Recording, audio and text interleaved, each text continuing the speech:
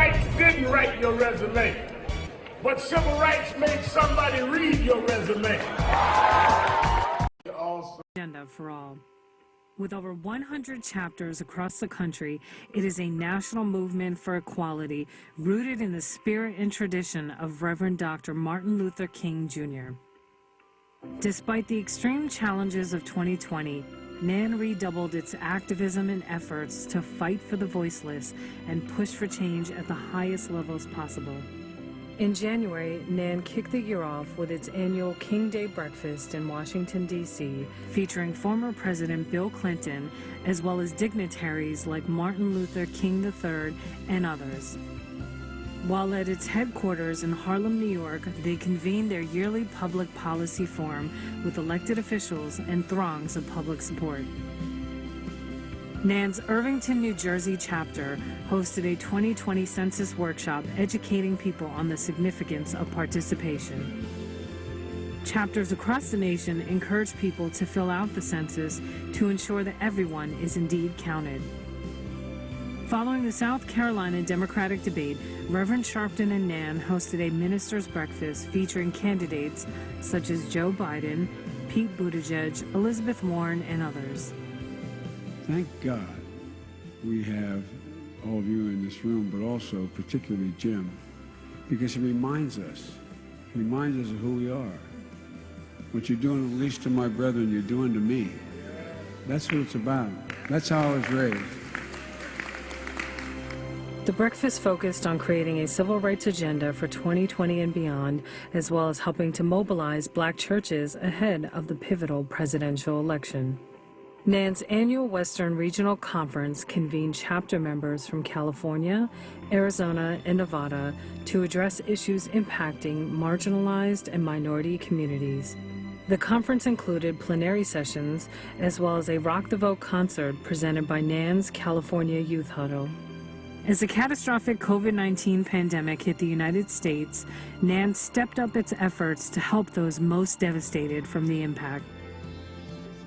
The Harlem headquarters teamed up with Sylvia's Restaurant and World Central Kitchen to distribute meals to the thousands in need. NAN's efforts to feed the hungry expanded to New Jersey, South Carolina, California, Florida, Michigan, and elsewhere. These initiatives continued for months, and NAN distributed over 1 million meals across the nation. The NAN Tallahassee chapter partnered with the Capital City Chamber of Commerce to provide small business grants to those suffering hardship due to the pandemic. Meanwhile, the NAN Sacramento chapter teamed up with Lyft and the Sacramento Food Bank to help deliver resources. And in Detroit, NAN provided groceries and medical deliveries to those in need. The Atlanta chapter even launched a COVID relief fund. As the global pandemic raged, the fight for police reform continued as well, and NAN was at the forefront, leading the way. The Louisville chapter hosted a press conference in front of the courthouse to demand justice for Breonna Taylor, who was shot and killed by police as she slept in her bed. We're here to bring people together, and it starts locally. All politics start at the local level. So, Mayor, we are telling you today, we are demanding you today, that you be a fearless, courageous leader. Stand up to the enemy. Stand up for what you know in your heart is right. After the gruesome police killing of George Floyd, Reverend Sharpton met with his family members and stood alongside grieving loved ones. He delivered a powerful eulogy at Floyd's funeral, calling out systemic racism and the need for police reform. Ever since 401 years ago, the reason we could never be who we wanted and dreamed of being is you kept your knee on our neck.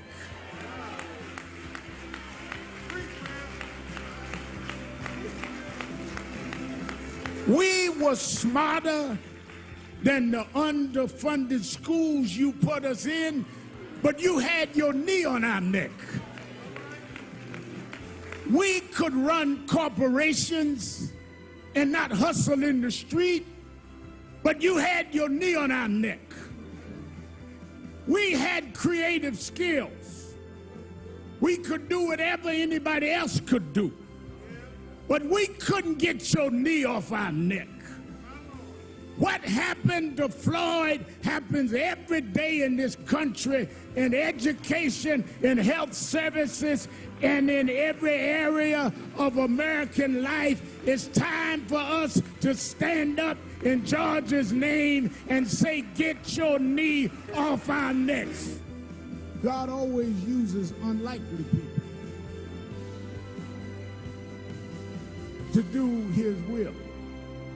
If George Floyd had been an Ivy League school graduate and one of these ones with a long title, we would have been accused of reacting to his prominence. If he'd been a multimillionaire, they would have said that we were reacting to his wealth. If he had been famous athlete, as he was on the trajectory to be, we would have said we were reacting to his fame. But God took an ordinary brother from the third ward, from the housing projects that nobody thought much about but those that knew him and loved him. He took the rejected stone, the stone that the builder rejected. They rejected him for jobs. They rejected him for positions. They rejected him to play certain teams. God took the rejected stone and made him the cornerstone of a movement that's going to change the whole wide world. His words galvanized the nation and sparked a new intergenerational, interracial movement in the fight for social justice. He announced NAN's Commitment March on Washington. The Get Your Knee Off Our Necks rally took place on August 28th, coinciding with the 57th anniversary of Dr. King's March on Washington. This is the time for legislative change. This is the time for us to vote like we never voted before. And don't just vote for the top of the ticket. Vote all the way down. Go down from the top to the bottom. Vote all the way to the dog catcher. We want to get rid of anybody that's in our way, because our parents died to give us the right to vote. You can mess with the mail, but it ain't the sacrifice that Goodman and Cheney and Swerner gave. Our vote is dipped in blood. Our vote is dipped in those that went to their grave. We don't care how long the line. We don't care what you do. We're going to vote not for one candidate or the other, but we're going to vote for a nation that'll stop the George Floyds, that'll stop the Breonna Taylor. The march drew over 200,000 people to the nation's capital. NAN took the unprecedented steps of handing out masks, conducting temperature checks, and urging people to social distance as they rallied for justice. We have mastered the selfie and TikTok. Now we must master ourselves. Less than a year before he was assassinated, my grandfather predicted this very moment. He said that we were moving into a new phase of the struggle. The first phase was the civil rights, and the new phase is genuine equality. Genuine equality is why we are here today and why people are coming together all across the world, from New Zealand to New Jersey. He said that we must not forget the days of Montgomery. We must not forget the sit-ins movement. We must not forget the Freedom Rides, the Birmingham movement, and Selma. Papa King, we won't!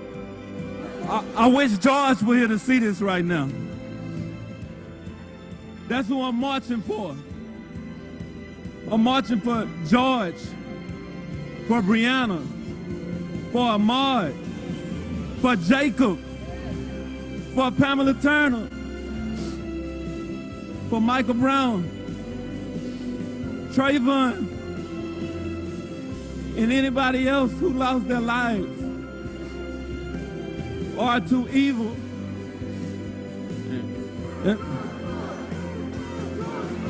It's never been more clear than change right now. It's happening right now because we demand it. Everyone here has made a commitment because they wouldn't be here for no other reason right now. Everybody out here right now, our leaders, they need to follow us while we're marching to enact laws to protect us. For coming out here and continuing to say her name louder.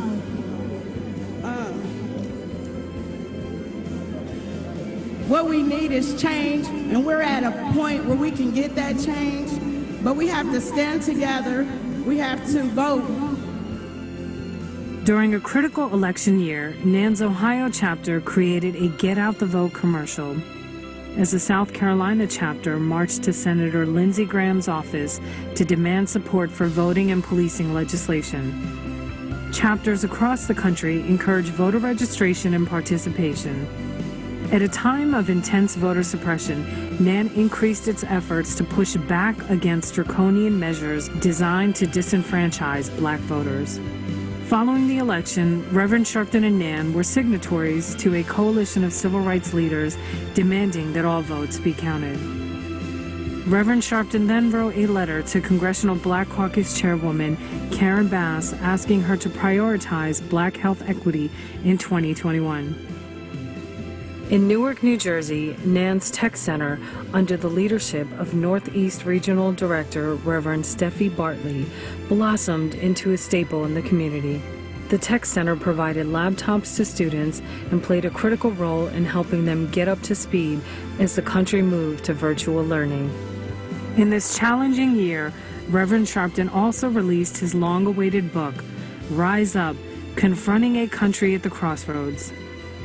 A rousing call to action, the book draws on his decades of experience fighting the good fight. Across its various chapters, NAN's youth members have also been recognized for their immense contributions and received various awards for their work. In 2020, NAN formalized its Youth and College Division to continue to empower the visionary voices of young activists. NAN's Youth Huddle made the pivot to a virtual format and have been conducting a Operation Save Ourselves series in its weekly forums. We remember Baltimore, Maryland youth leader David Carter, an energetic and committed young man who died earlier this year. May he rest in peace and power. The organization's commitment to serving those in need has never waned. This year, like every year before, NAN provided Thanksgiving meals to those in need at its Harlem headquarters as well as at the Atlanta office. Under the leadership of NAN's Executive Vice President and General Counsel, Michael A. Hardy, NAN continues to host Legal Night. Launched around 10 years ago, Attorney Hardy and a team of lawyers provide a forum where individuals can have their legal questions addressed for free. In the year of COVID-19, the forum has been held virtually, creating an online space for the dissemination of legal assistance. After November's historic presidential election, which resulted in the nation's first woman and person of color to serve as vice president, NAN committed to helping the administration tackle critical issues that impact the country in general and communities of color in particular. NAN was quick to call for an end to the filibuster on Capitol Hill and applauded the administration's common sense approach to gun reform and comprehensive focus on infrastructure. We've been encouraged by the administration's attention to ensuring that the COVID-19 vaccine is distributed equitably in poor and working class communities of color. In an effort to encourage individuals to become vaccinated, Reverend Sharpton joined forces with political leaders in New York City and African American leaders across the nation in encouraging widespread vaccination. Despite progress, however, challenges remain. In the wake of the election of two Georgia Democrats, Reverend Raphael Warnock and John Ossoff, we have witnessed the ongoing assault on voting rights in the Peach State. The coordinated effort led by Governor Brian Kemp is designed to suppress the right to vote. It is a devastating reminder that we have not yet moved beyond the dark history of voter suppression in this country. Pressure on the U.S. Senate to pass, which was H.R. 1 and 4, which is now Senate 1, this bill to deal with federal voting laws. And I think that clearly we are where we were 40 years ago in the civil rights movement when I was just a little kid, where you need federal law to supersede the state laws. Because what we're looking at now is states' rights on voting. The Senate must establish national voting rights laws. As Dr. King reminded us all, injustice anywhere is a threat to justice everywhere. He continued, "We are caught in an inescapable network of mutuality, tied in a single garment of destiny. Whatever affects one directly affects all indirectly." Since its foundation 30 years ago, NAN has worked in the spirit and tradition of Dr. King to promote a modern civil rights agenda. Reverend Sharpton was just a boy preacher at the age of 12 when he first began working with the SCLC's Operation Breadbasket. It was there that he met Reverend Jesse Jackson, who Dr. King had appointed as Operation Breadbasket's national director. Of all of the time I spent with my own two sons, I maybe spent more time with Al than any of them because of our, Yusef says, our spiritual connection. It's not by blood, but by spirit.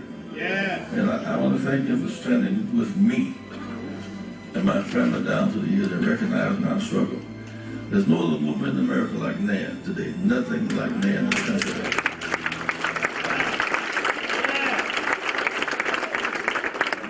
Dr. King came back, his first stop would be right here. You are his people. The fight for equality and justice that Dr. King embarked upon was carried forward by Reverend Jackson to Reverend Sharpton and NAN's future leaders.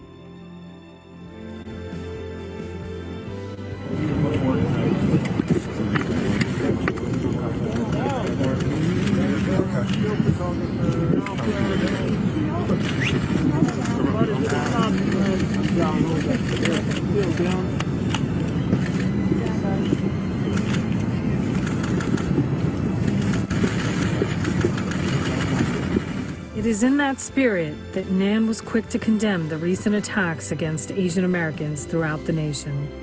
It is the reason why NAN called for justice and the arrest of a California woman who physically attacked and falsely accused Keon Harold Jr., a young man staying at the Arlo Hotel in New York City with his father, of stealing her cell phone. As the late Elie Wiesel reminded us, there may be times when we are powerless to prevent injustice, but there must never be a time when we fail to protest. NAN lost a number of members, friends, supporters, and champions since our last convention. We remember them all. These giants include stalwarts of the civil rights movement such as Reverend Dr. Joseph Lowery, Reverend C.T. Vivian, and Congressman John Lewis. It was during Congressman Lewis's remarks in Selma at the foot of the Edmund Pettus Bridge that Reverend Sharpton helped to hold the civil rights icon up as he urged Americans to stay in the fight and to create, quote, good trouble.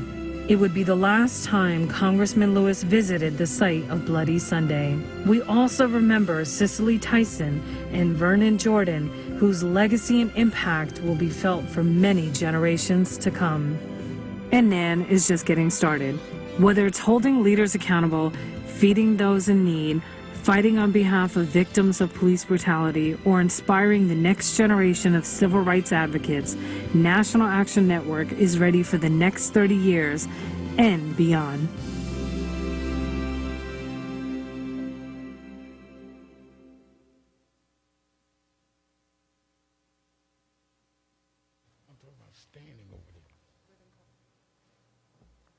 Good morning.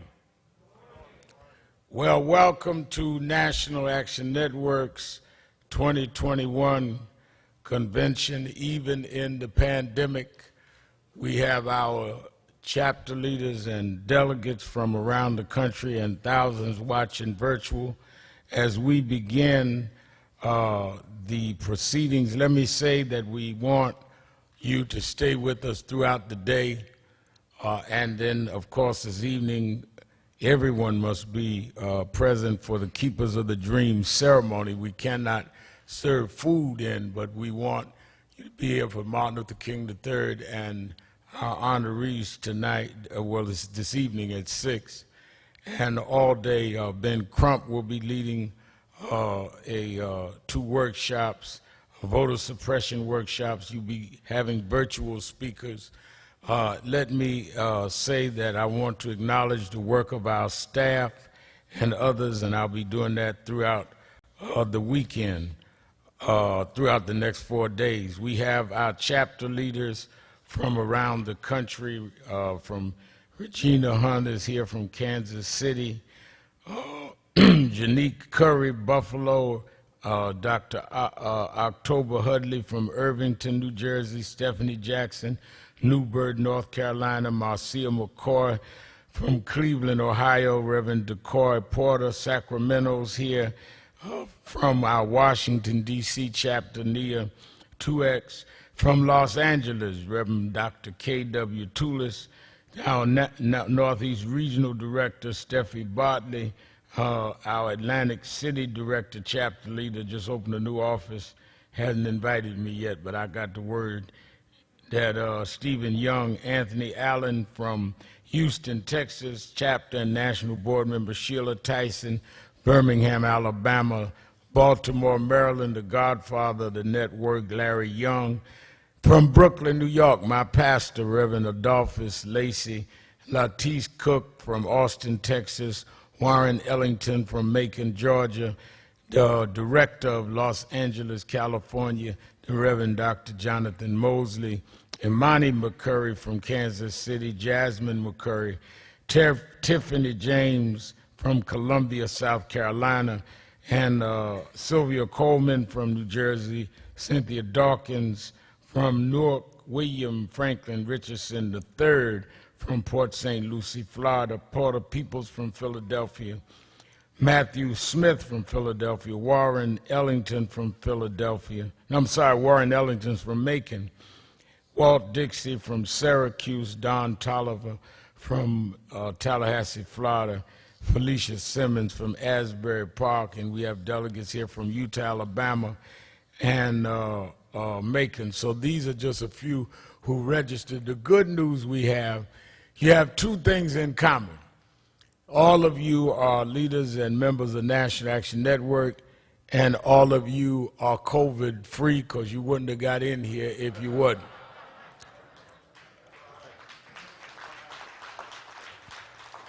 We had the protocol for the hotel is you had to be tested to come up, so we can feel free that we know you are COVID tested or have gotten a vaccine.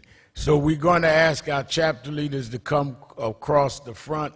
We want to cut the ribbon, then we're going to hear and do what we have the President of the United States and others that will address us virtually.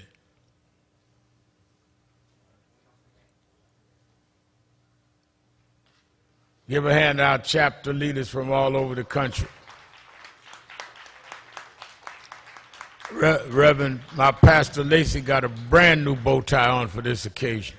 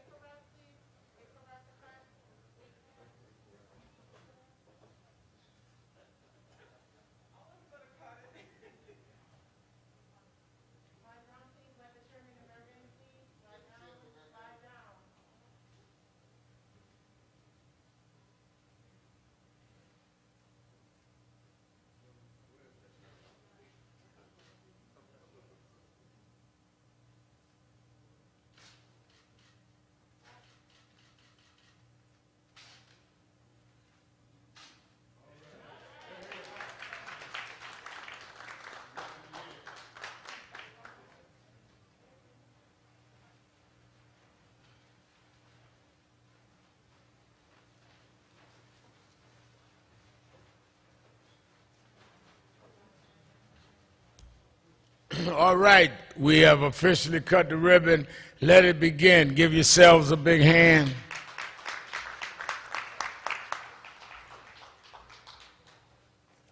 Let us hear, before we start, our virtual officials from the chairman of the board, who has led us gallantly and with great vision. We could not have had a better chairman of the board than we have. When National Action Network started 30 years ago, our first chairman of the board was Reverend Dr. Wyatt T. Walker. Dr. Walker was the executive director in the early 60s for Dr. King. And we were honored and felt it was providential that since this organization, even in its mission statement, says that we operate in the spirit of Dr. King, that his executive director was our first chairman. When he became ill and had to begin, his schedule began to have to be altered, including his duties as pastor of Canaan Baptist Church. He asked Dr. Richardson, who was vice chair of the board, to take over, and Dr. Richardson has been with us ever since as chairman and has helped develop and govern. This is not a board in name, it is a real board with real compliance and real governing power.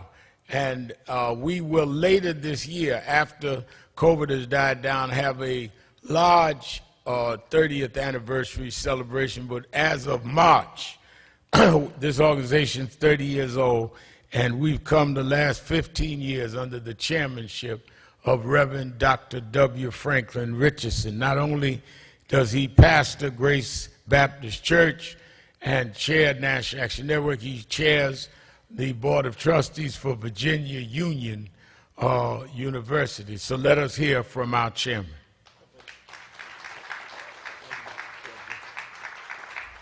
Thank you, Mr. President, and to all of the members of the board of National Action Network, and to our chapter leaders, and to all of you who have gathered here today. I'm delighted to continue this relationship with an extraordinary leader who has taken us into a whole new era of engagement and empowerment in the person of our organizer, founder, the Reverend Al Sharpton. Let's celebrate him. He is just spectacular.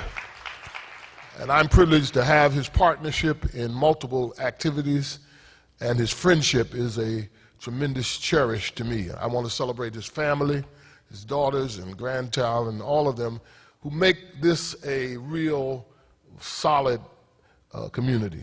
Let me tell you, the fact that we are gathered here is indicative of the resolve of the National Action Network. The National Action Network is determined to not be obstructed in our pursuit for justice and equality. And the very fact that we're having our convention virtually in these tough and difficult circumstances is an illustration of how resolved we are and how committed we are to the mission of full equality and justice for all people in this nation, particularly African Americans. And so give yourselves a hand that you showed up in this environment, in this climate, in this time of challenge. I quickly want to say, I'm not going to give a speech, but I quickly want to say a couple things. One is, there is in the ancient text a statement made by Jeremiah that says, the harvest is past, the summer is ended, and we are not saved.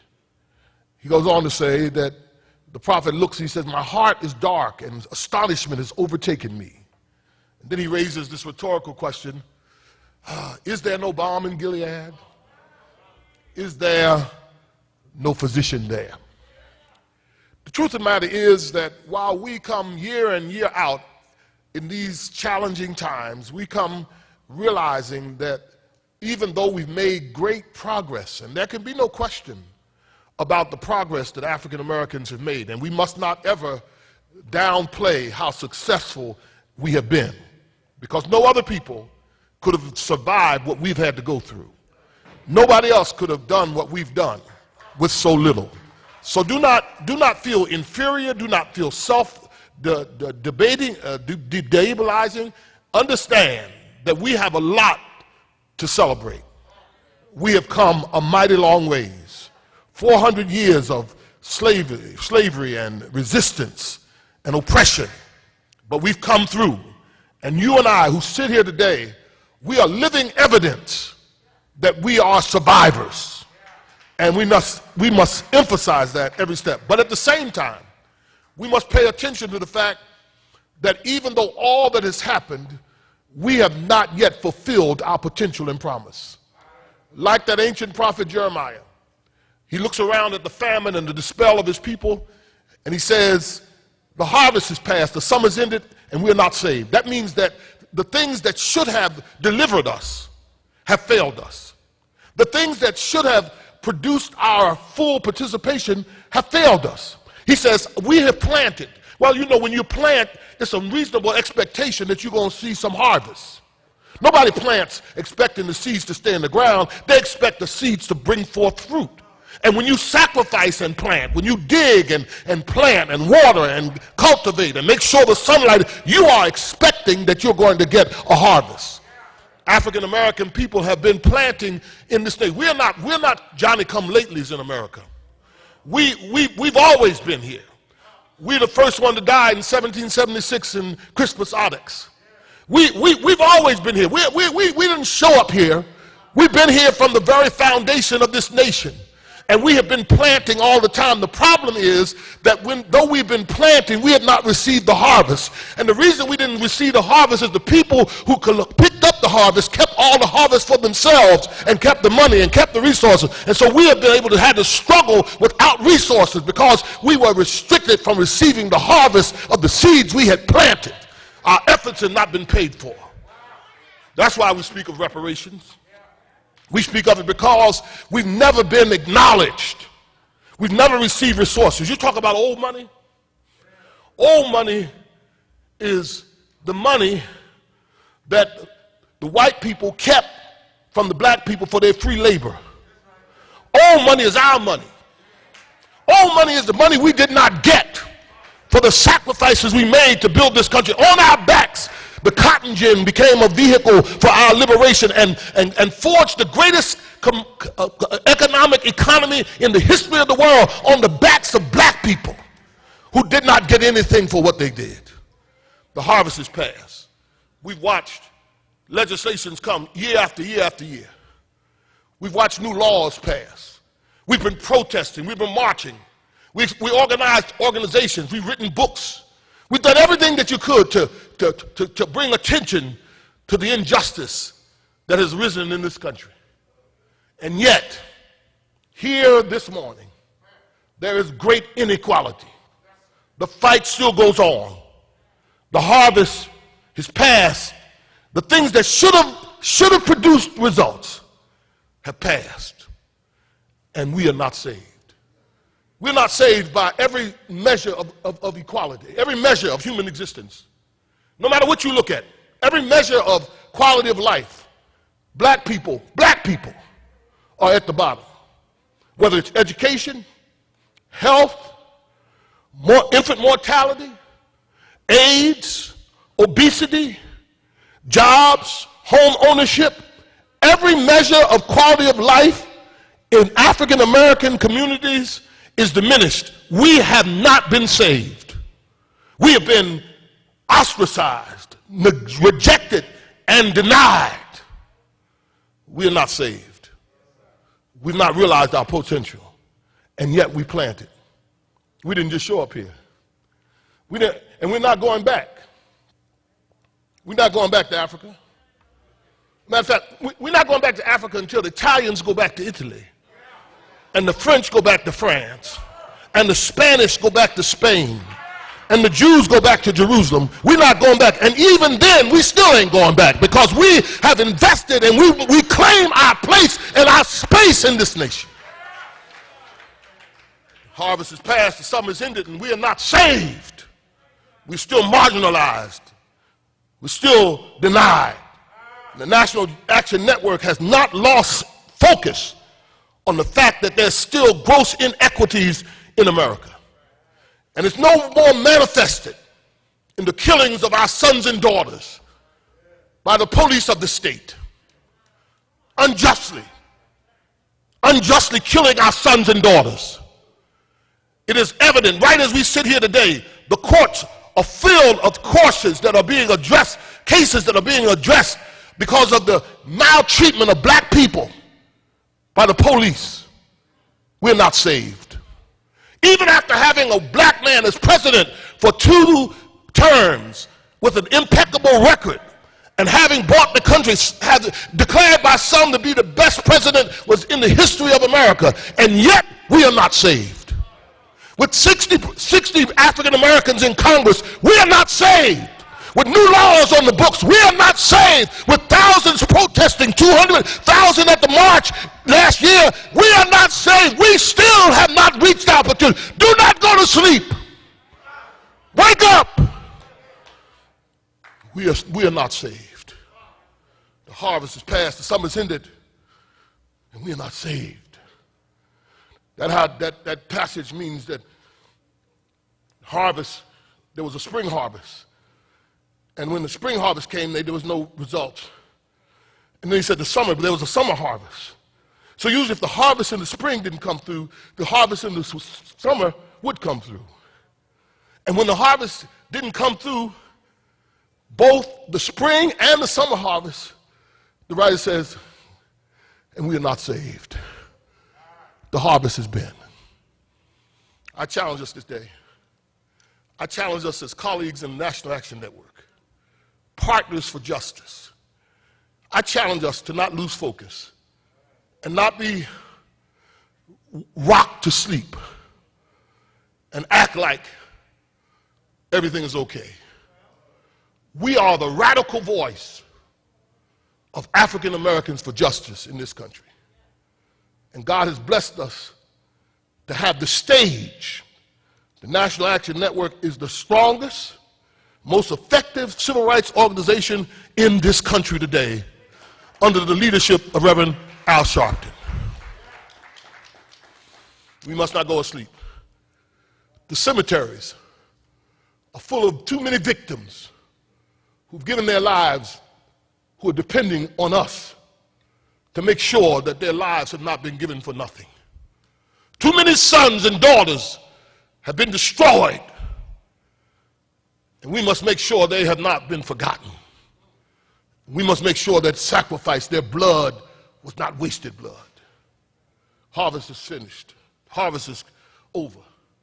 The summer's ended, and we're not saved. Jeremiah says, he says, my heart is dark. Every black person ought to have a dark heart, given the circumstances we face. He says, my heart is dark.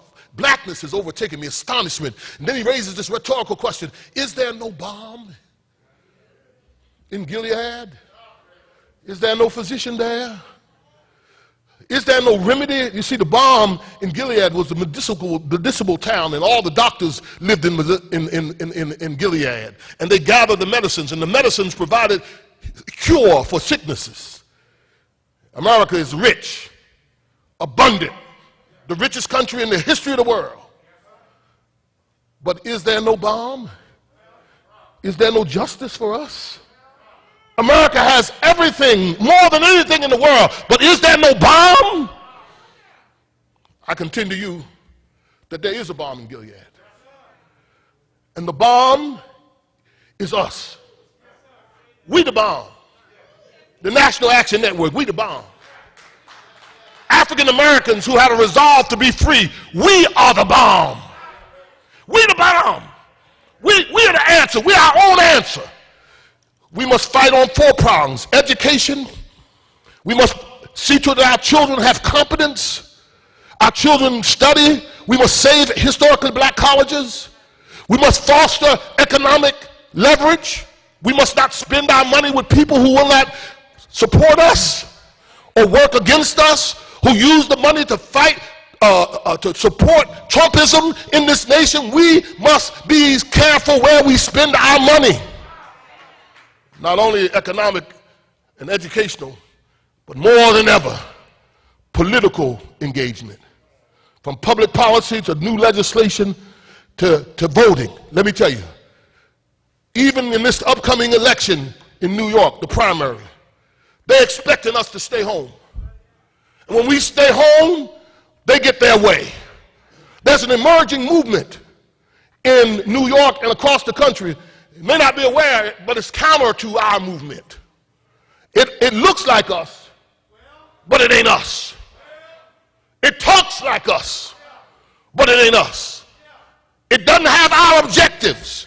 It doesn't have us as a priority.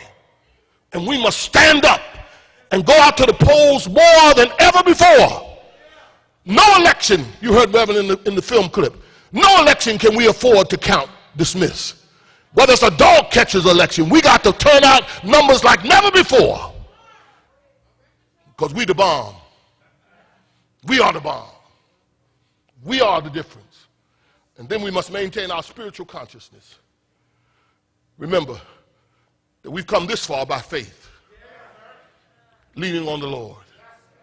We must pray on our knees and then get up off our knees and live out our prayer on our feet. We are National Action Network, not procrastination network, but action network. We don't just pray in the symbolisms of the rituals. We rise up, and we rise up to the potential. Is there a bomb in Gilead? Is there no physician there? Sometimes I feel discouraged and think my work's in vain, but then the Holy Spirit revives my soul again. Yes, there is a balm in Gilead. There is a physician there, and we, you and me, the National Action Network, we are the bomb.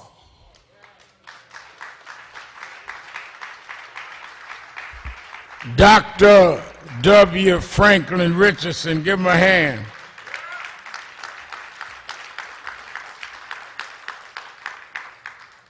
Let us begin with some virtual addresses.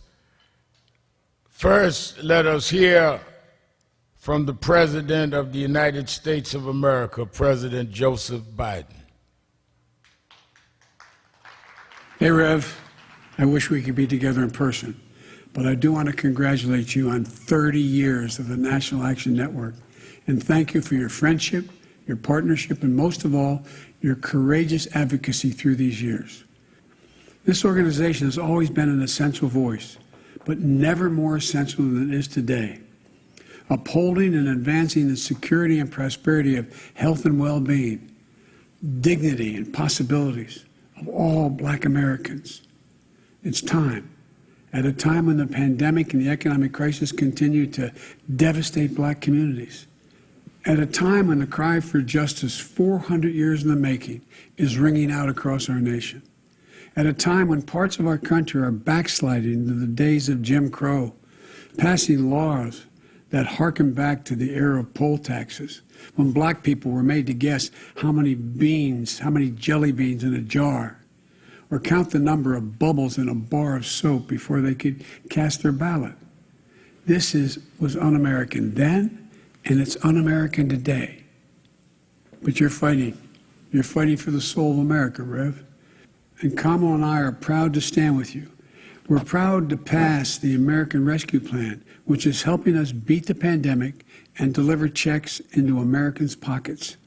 That law, on its own, is projected to cut poverty in the Black community by 37%. But from my perspective, it's only the beginning. My American Jobs Plan will make generational investments in rebuilding America, delivering good jobs, equity, and opportunity to Black neighborhoods that never seem to get dealt in on the American dream. Replacing every lead drinking water pipe in America so that you never have to worry about another Flint. Delivering high-speed internet access to every American home, and building an economy that sees values and pays our caregivers, so many of whom are Black women. We have so much work to do, from criminal justice to police reform to addressing health disparities and voting rights. But I know that together we're going to continue to make extraordinary progress. So thank you. Thank you for everything you do. Congratulations, and God bless you. President Joe Biden. Now we have a message from the Majority Leader of the United States Senate, Senator Chuck Schumer. Hello, National Action Network, and this is Senator Chuck Schumer. I want to thank my dear and longtime friend, a champion of civil rights, a fighter for justice for our country, the Reverend Al Sharpton, for letting me join today. We all know that the Reverend's impact on our country has been immense. He has driven the conversation on the most important issues of our time: civil rights, economic justice, policing reform, the fight for our democracy. Like you, I am so grateful for his leadership over all these years. And congratulations to the National Action Network for 30 years of standing up for the cause of justice in America. Now, friends, it's been a hard 12 months, but I do believe our country is turning the corner. Earlier this month, I was proud, as Majority Leader, to lead the passage of the American Rescue Plan, a $1.9 trillion package that President Biden just signed into law. Democrats promised bold action on COVID relief, and we delivered. We delivered on raising stimulus checks from $600 up to $2,000 per person. A family of 4 will see checks for up to $5,600. We delivered on expanded unemployment benefits, extended now till the fall, $300 more than you'd get simply from the state. We delivered on helping families afford the basics, money for rental assistance, SNAP benefits for groceries, funding for mass transit, and tax credit for child care assistance. And one of the things I'm particularly proud of, the vast majority of parents will now receive $3,000 per child under 18 through the expanded tax credit. Parents with kids under 6 will get $3,600, and they'll start seeing these checks mailed regularly to them on a monthly basis this summer. For Black-owned businesses, nonprofits, and churches, Reverend Sharpton made sure I put the churches in, and they're in. We have expanded PPP to make sure they get the help they need and deserve. A lot of our small minority-owned businesses and churches haven't had access to these programs, and now there are people, navigators, who can guide them how to get them. Both NAN and my office will have their phone numbers, and they will be ready to serve. Please let them know. And of course, we provided billions to supercharge our nation's vaccine effort, making it free for all people, and assuring that communities of color go to the front of the line, not the back. In fact, I made sure that community health centers had full access to the vaccines, and they are in our communities, and there's no muss or fuss when people line up to get the vaccine. So in so many ways, help is on the way. And together, I promise we will not return just to the normal we had before the pandemic. We must rebuild our country where justice, democracy, and opportunity is a reality for all people, where we protect our sacred right to vote. Just last month, I introduced S1, the For the People Act, and I promise we will soon take action on the floor of the Senate, and we will get it done. We will rebuild our country so that police reform and real justice extends to all people, like working to pass the Justice in Policing Act, again, where NAN was of great guidance. So was the Ben Crump. And we will rebuild our country to fight economic inequality, like canceling student debt up to $50,000 and pushing for legislation like the Thrive Agenda to invest billions in our communities. And I will continue to push that people of color get appointed to high positions. I was just lucky enough to appoint 3 African Americans to the 3 powerful U.S. attorney positions in New York State. The Southern District, Damian Williams, the first African American to occupy that post. Breon Peace in Brooklyn, whose father was a preacher in Brooklyn, and Trini Ross, well known, well respected in the Buffalo area. Now, none of this will be easy, but every day I serve as Majority Leader, I promise I'll stand in your corner. So thank you, National Action Network. Thanks for being a voice for justice, a voice for progress, and a voice for all the people of America. Thank you so much for doing all that you do, and my very best in the weeks and months ahead. Senator Schumer, and I think that is very important what he announced. This is the first time we've seen that a senator has nominated 3 African Americans in the 3 federal districts in the state of New York to be the new U.S. attorneys. We've never seen that anywhere in the country. With the Eastern District, Southern District, and Western District all nominated. And for people that understand the process, the senators of the states in question are the ones that make the recommendation to the president and the attorney general. If that senator makes that recommendation, it is rare that that recommendation is not given. So we are on the precipice of at least 2, if not 3 blacks in charge of the Southern District, the Eastern District, and the Western District of New York. That has never happened again, and it's a template for you around the country. We want people of color in the U.S. Attorney's Office over these federal cases. Give him another hand. Now let us hear from the Speaker of the House of Representatives, the Honorable Nancy Pelosi.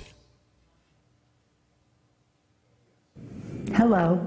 It is my privilege to join the members and friends of the National Action Network for this wonderful gathering and to celebrate your 30 years of inspiring transformative action and activism. Thank you, Reverend Sharpton, for your visionary leadership and for your decades of persistent, courageous work to lift up our communities and move our nation closer toward a more perfect union. Let me especially salute the National Action Network's California chapter members. Every day, your energy and activism strengthen our beautiful state. For 3 decades, the network has been a powerful voice for progress. Your energy, organization, and mobilization have been vital in our fight for justice, equality, and dignity for all. Sadly, for over a year, the pandemic and economic crisis have inflicted a devastating toll on the health and economic stability of our nation, particularly in communities of color. Happily, today, I am able to say, help is here. The American Rescue Plan delivers robust relief to put vaccines in arms, money in pockets, children safely back in school, and workers in jobs. And it does so in a way that emphasizes equity and justice, ensuring vulnerable families, schools, and minority-owned businesses hit hardest have the resources to build back better. Indeed, justice is at the heart of all Democrats' work in Congress as we advance our agenda to combat blatant racist voter suppression tactics and to finally confront the systemic injustice and police brutality that have devastated communities of color.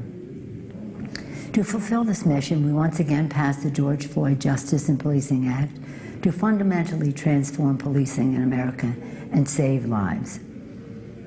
To safeguard every American's sacred right to be heard at the ballot box, House Democrats passed H.R. 1, the For the People Act, the most significant voting rights and democracy reform in more than half a century. Next, we'll be passing H.R. 4, the John Lewis Voting Rights Act. But to get these historic bills across the finish line, our unified democratic government relies on your energy and activism.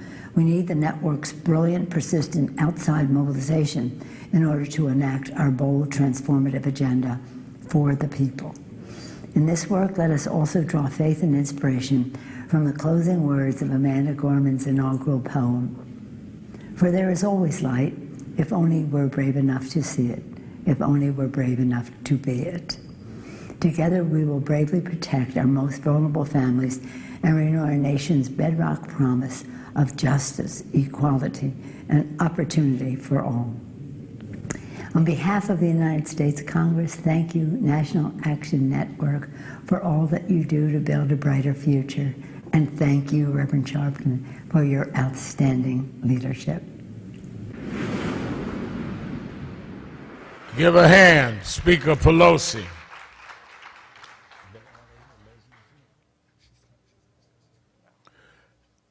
And now, before I bring on the first panel, the Attorney General of the United States of America, Attorney General Judge Garland, Merrick Garland.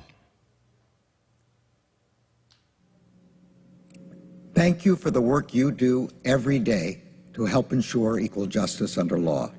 I am very pleased to speak with you today. The National Action Network's website prominently proclaims that it works within the spirit and tradition of Dr. Martin Luther King, Jr. In that spirit, let us remember Dr. King's famous admonition, "It is not possible to be in favor of justice for some people and not be in favor of justice for all people." Today, that admonition guides the work of the United States Department of Justice. As I said in my opening statement to the Senate Judiciary Committee, the Attorney General is the lawyer not for any individual, but for the people of the United States, and that means all the people of the United States. The Civil Rights Division, created by the Civil Rights Act of 1957, is the tip of the spear of the Justice Department's effort to ensure justice for all people. That is why we have sought a substantial increase in the division's budget, as well as the budget of a complementary component, the Community Relations Service, which was authorized by the 1964 Civil Rights Act. Money, however, is not enough. Dedicated, experienced leadership is also needed. That is why the President nominated Vanita Gupta to be the Associate Attorney General, the department's third highest position, and Kristen Clark to be the Assistant Attorney General in charge of the Civil Rights Division. I do not need to recount their qualifications to you. Both are veteran civil rights lawyers, and both are highly respected alumni of the department's Civil Rights Division.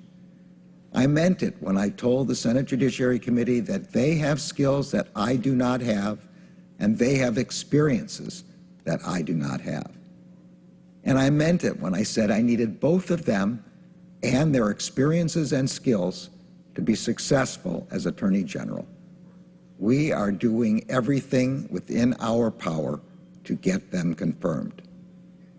In the meantime, the Civil Rights Division is already hard at work on a long agenda. It is stepping up its efforts to ensure the right to vote.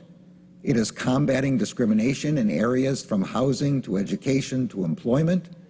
And it will work hard to ensure accountability for law enforcement misconduct. It will also prioritize investigating whether government agencies are engaging in patterns or practices that deprive individuals of their federal or constitutional rights. And it is redoubling its effort to investigate and prosecute hate crimes. Indeed, one of my first acts as Attorney General was to mandate a 30-day expedited review to determine how the department can ensure that it makes the best and most effective use of its resources to combat hate. Now, the Civil Rights Division may be the tip of the spear, but our commitment to equal justice is a whole of department effort. That effort will involve work by our grant-making components to help police departments around the country improve their practices through funding and technical assistance, leverage to promote policing policies that benefit communities and enhance trust. Our equal justice effort will also involve work by the department's criminal components to help reform the justice system and end mass incarceration. This means revamping charging policies to give prosecutors discretion to make charges and consequent sentences proportional to the crime and to the damage it does. And it means looking anew at our First Step Act policies to ensure the maximum degree of retroactive sentencing reduction authorized by the Act. Our efforts will also involve work by the Bureau of Prisons, both to ensure that the rehabilitation promises of the First Step Act are met and that the use of private prison facilities is eliminated. And our efforts will involve the work of our Office of Legislative Affairs to actively support the administration's ambitious agenda to ensure racial justice. Finally, I must emphasize the danger we face from domestic violent extremism, and in particular, from violent extremists who are racially motivated. The FBI director has rightly testified that such extremism is a top threat priority for the Bureau. Combating it is a top priority of mine. When the President-elect announced my nomination as Attorney General, I recounted that the Department of Justice was founded in the midst of Reconstruction, with its first principal task to ensure compliance with the 13th, 14th, and 15th Amendments. As historian Ron Chernow wrote, the new Justice Department would forge its identity in the battle to slay the first incarnation of the Ku Klux Klan. In that battle, the department successfully deployed its considerable resources to ensure civil rights, which were under militant attack.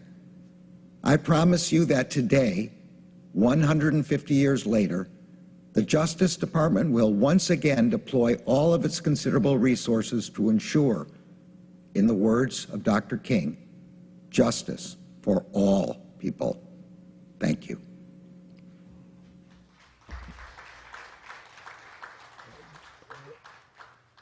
Part of our work has been around the area of criminal justice and police reform. National Action Network sees that our challenge has been that in every era of the black experience in this country, there have been those issues that we've had to wrestle with and had to confront and resolve. And just like we fought against slavery after being enslaved for over 262 years, and then the area of Reconstruction, and then lynching, and then Jim Crow segregation, there was in each one of those battles the need for federal law, because even though we are faith-based, we're not waiting on people to change their hearts. We must change their behavior. And the one area that we have been very adamant about in this generation and in this era is the era of police brutality and the era of racial violence. So we start our convention this year for you that are watching all over the world and you that are here as leaders of network with our Mothers of the Movement panel. Let us not forget, to you and I, a lot of these that have been killed is an issue. But to these, this is their flesh and blood. This is their child. They did not ask to become leaders or activists or symbols. They woke up one morning and their whole world had changed. So we bring the Mothers of the Movement every year. We have fought every one of these issues. We are right now, as I speak, involved with the issues around the murder of George Floyd and work with his family every day. Have prayer with them even while the trial is going on. We are now working with the family of Brother Wright, young 20-year-old killed in Brooklyn Center and Louisiana. And we'll be making announcements about that later today. But let me bring to the stage first, several years ago now, this nation mobilized unlike ever before until we saw George Floyd. Don't you ever forget that it began when we responded to the call from Sanford, Florida, of a young man killed going to his father's home. And his mother stood up and helped to champion a movement that has not lost its breath or velocity since. Let us welcome to the stage the mother of Trayvon Martin, Sybrina Fulton.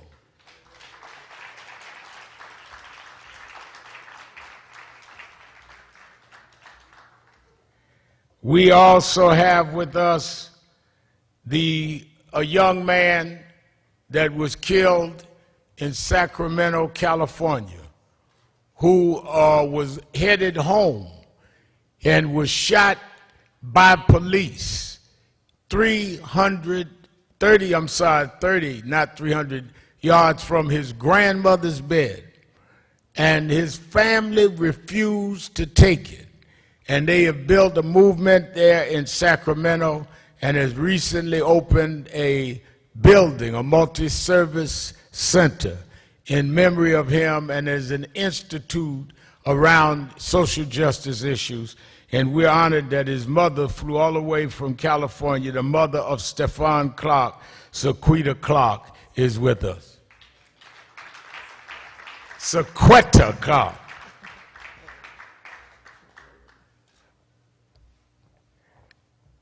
And we are joined by one that the New York delegates see all the time because she's at the Saturday rallies, but some of you that are from around the country don't get to see her as often.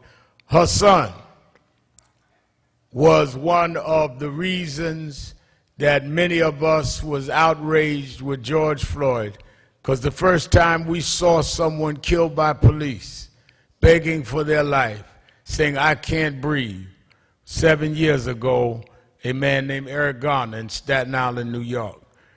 I got a call from Cynthia Davis, our Staten Island office head, the night he died, and she put me on the phone with his mother. And we bonded and have been together ever since as an organization, and she and I together. And I bring to the stage now the mother of Eric Garner, Gwen Carr.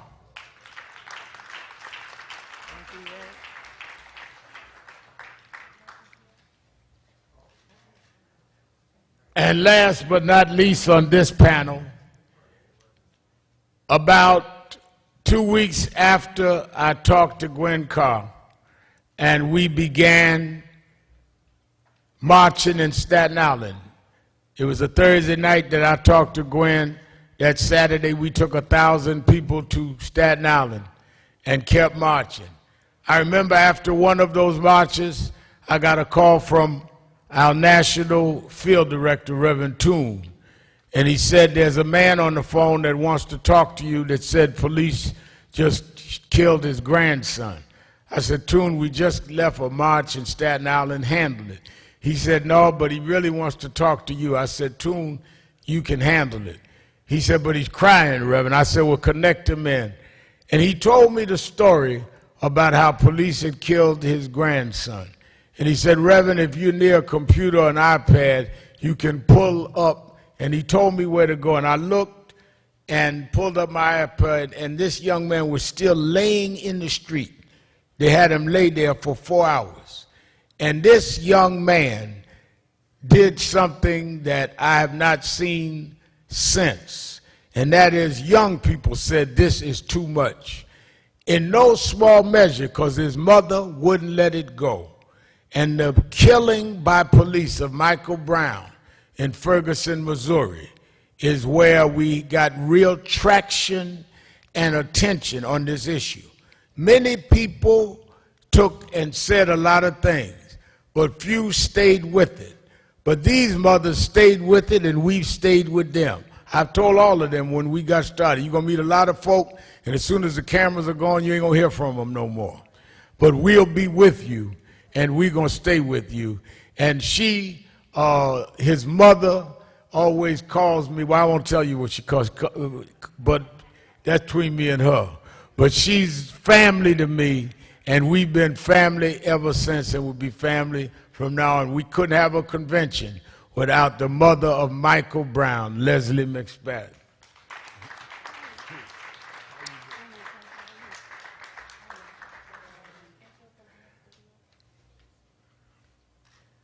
She got to hug everybody. They've got their own fraternity, their own club. And I always, you know, I always tease, because they're close with my family, I always tease Dominique that I want to see what hair color Lesley going to come this year to the convention. That's my friend. Let us hear, before I bring on our moderator, he couldn't be here because of the trial, but we have a virtual message from the brother of George Floyd, Philonis Floyd. I would like to personally thank the National Action Network, Reverend Al Sharpton, Chairman of the Board, Reverend Franklin W. Richardson, and the chapter leaders around the country for their unconditional support, love, and prayers during this difficult time as we continue to seek justice for my big brother, George Perry Floyd, Jr. Thank you. Give a hand to Fulonis. When we started National Action Network 30 years ago in 1991, we were in a battle in Bensonhurst, New York, Bensonhurst, Brooklyn specifically, around the killing of Yusuf Hawkins. And not long after that, a celebrated attorney moved to New York and came to National Action Network and said, let's partner and let's do things together. We had heard of him. He had done several trials, Geronimo Pratt, and of course, the O.J. Simpson trial. And we worked shoulder to shoulder on many cases. Abner Louima's case, Amadou Diallo's case. And Johnny Cochran was a lawyer that worked with us. We had a house attorney that was bigger and better than anyone, but he did not seek to have high profile. That's Michael Hardy, who will be chair. Is Michael here yet? He's probably somewhere prosecuting. Okay, he's in the back. Michael said, I'm the house attorney, but others can do the high profile. But Johnny got ill, and Johnny passed due to cancer. Dr. Richardson and I spoke at his funeral. And I thought that we were going to have to wait all by ourselves. But God always has a ram in the bush. God always has somebody to replace everybody. God does not deal in confusion. He deals in continuity. There was a young boy that was killed in a boot camp in Florida. And this young boy's family got a lawyer, a young, fiery Floridian lawyer that called. Many students were marching. He asked for me to support, and I met him there. From there to Trayvon, on and on, I watched him. He was not about greed. He was not about name recognition. He was not about trying to supplant those ahead of him. Many people enter activism out of competitive spirits. Some of y'all got that spirit in here now. I can feel it. You know, I come out the Pentecostal church, I can discern these things. But this man said, I'm here to serve, and I don't care who's out front. I don't care who gets the attention. I want to see justice. And he worked so until, as we saw the election of Donald Trump, and we felt we had no one sitting high protecting justice, I started calling him the Attorney General of Black America, because that's who he is. If you think of justice, if you think of who will not sell out, if you think of who's not just trying to get click clout, that's the numbers up on the social media, but don't care about getting justice for your case, who doesn't go for trying to get a lawsuit. There's some lawyers that go for civil settlements because they get a piece and not social justice. He is committed to justice. There's nothing that he can ask of us that we won't be there for. He's going to not only moderate this panel, but the one behind it. He flew in from the trial in Minneapolis to be with us today, and going back afterward as we see closing arguments next week, and I'll be with them. Let us welcome, you heard the Attorney General that Mr. Biden put in, but now it's the Attorney General the people have put in, the Attorney General of Black America, the Honorable one and only Ben Crump.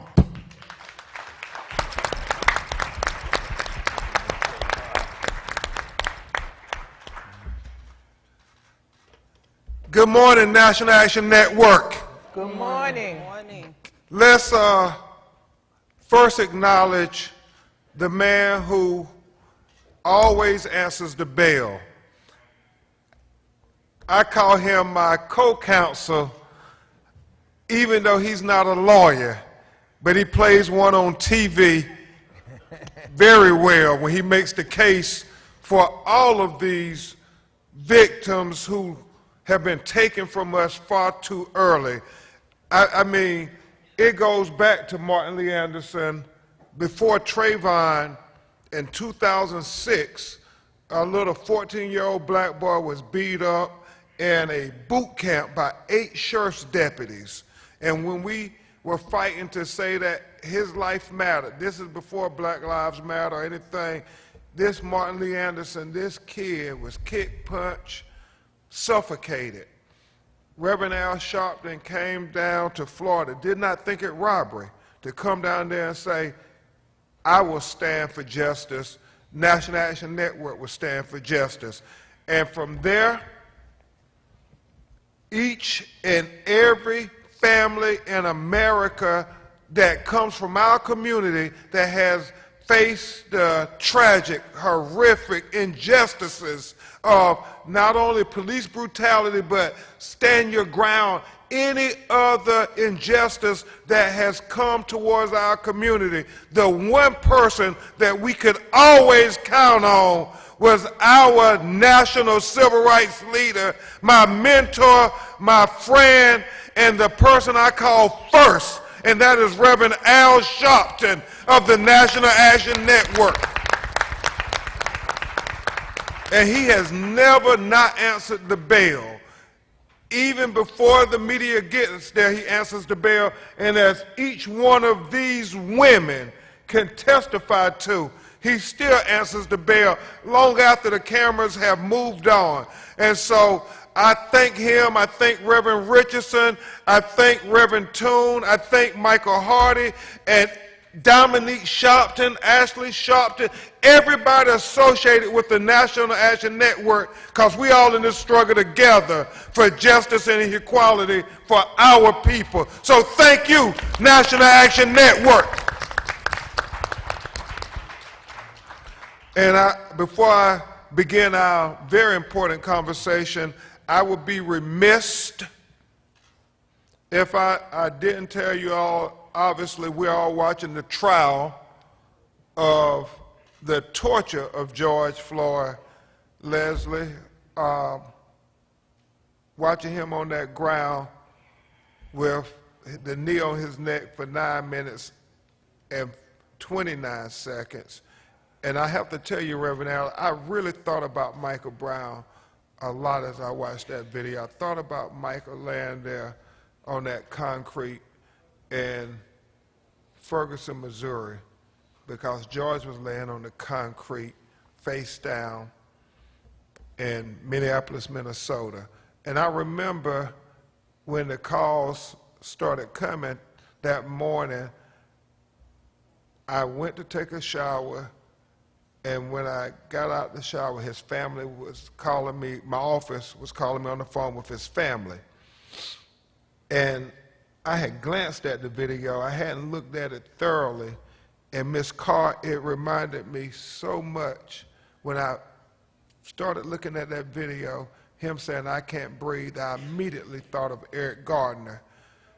And after I got off the phone with his family, the first person, and honest to God, the very first person I called was Reverend Al Sharpton. And we said right there, we cannot let them get away with killing our children like this. And we started a national campaign to say that until we get justice for George Floyd, none of us can breathe.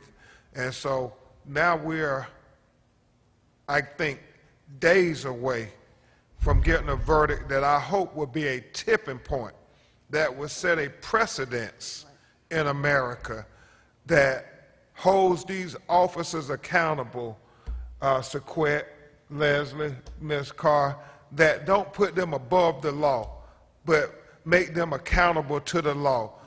Stephanie, that's what our hope is with George Floyd, because the whole world is watching this case, and this really is our moment to finally get the reform that we so desperately needed after Michael Brown was killed, so desperately needed after Eric Garner was killed, so desperately needed after Stephon Clark was killed, so desperately needed after Terrence Crutcher was killed, so desperately needed after Ezell Ford was killed, so desperately needed after Laquan McDonald was killed, so desperately needed after Alton Sterling was killed, so desperately needed after Sandra Bland was killed, so desperately needed after Pamela Turner was killed, so desperately needed after Altiana Jefferson was killed, so desperately needed after Breonna Taylor was killed, so desperately needed after Andre Hill was killed, so desperately needed after Anthony McClain was killed. And those last few names were all in 2020. And so this is what we're fighting for. And I really believed it, y'all, that it'd be a tipping point, but 10 miles, and I'm just so outraged. I'm so outraged. Within 10 miles from where the Chauvin trial is going on, I cannot believe this. 10 miles while the trial is going on, we got word that a police officer, she mistakenly pulled her gun and killed yet another unarmed black man named Dante Wright, 20 years old, just barely starting his life, has a 1-year-old baby who's going to have to grow up without a father. And he's almost 2, Sybrina. He's running around saying, "Dada." And right now, when he says that, everybody just drops their head. And because we cannot believe with this trial, one of the most important trials in the history of civil rights concerning policing in America, that a police officer would not de-escalate, that a police officer would use excessive force. I just can't fathom that this would happen in the state of Minnesota. Every police officer should be on their best behavior. Every police officer should be using their best standard of care. Every police officer should be doing everything in their power to de-escalate the situation. But yet again, you have them doing the most when it comes to our people, doing the very most. I mean, think about George Floyd, a $20 bill. They could have gave him a ticket. They didn't have to arrest him for that, Lesley. And Sybrina, y'all, this lieutenant in Virginia, I mean, they didn't have to arrest him. Most white people, when they pull them over, they give you a ticket and you go on about your business. But why is it Sequette? Every black person, they say, "Oh, we want you to get out the car. We want to have this confrontation with you." And so it's like Eric Garner. They could have gave him a ticket. They didn't have to arrest him, but when it's black people, they do the most. And so, unfortunately, yet again, we're having to prepare for another funeral that Reverend Al Sharpton is going to have to come and preach while America watch to say that our children's lives matter, that we love our children too. So y'all, please pray for the family of Dante Wright as we'll wait to see today if the police officer is going to be charged or not. But leading into our first question for these mothers of the movement, these incredible women who have turned their pain into power, transformed tragedy into triumph, and continue to just astound us all with how they carry themselves and define the legacy of their children. This first question, dealing with Katie Wright, who unfortunately is now part of your sorority that no mother wants to be part of. We understand today that the medical examiner is going to release her son's body to the funeral home, and they're going to go to the funeral home to begin making arrangements for the homegoing services. starting with you, Ms. Carr, and we'll go down the road. What advice would you give Katie Wright, this devastated, broken-hearted mother, as she prepares to go on this journey to not only get justice, but this journey just to try to figure out how to give her son the proper homegoing services? Ms. Gwen Carr. Yes, I know this is a hard thing for her, as it was for all of us. And I would just say to her, first of all, she has my love, she has my condolences. Because as she go through this, this will be so difficult. This will be one of the most difficult things that she will ever do in her life. Because as we know, children are supposed to bury their parents, not parents bury their son. Amen. And I know, like in my case, the most difficult thing was, you know, not knowing which way to turn, who to believe in, who should we listen to. But you have to pray about it. You have to pray that God put good people in your path, as he did with me, and that they will lead you in the right direction. And with that, I say, you know, stand strong, stand on the word of God, and don't falter. Always lift up your son. Don't listen to what the media has to say about him. You can say your child's name better than anyone else can say it. And you talk about your son. You tell people the truth. Tell them your truth. Don't let the media and the papers define him.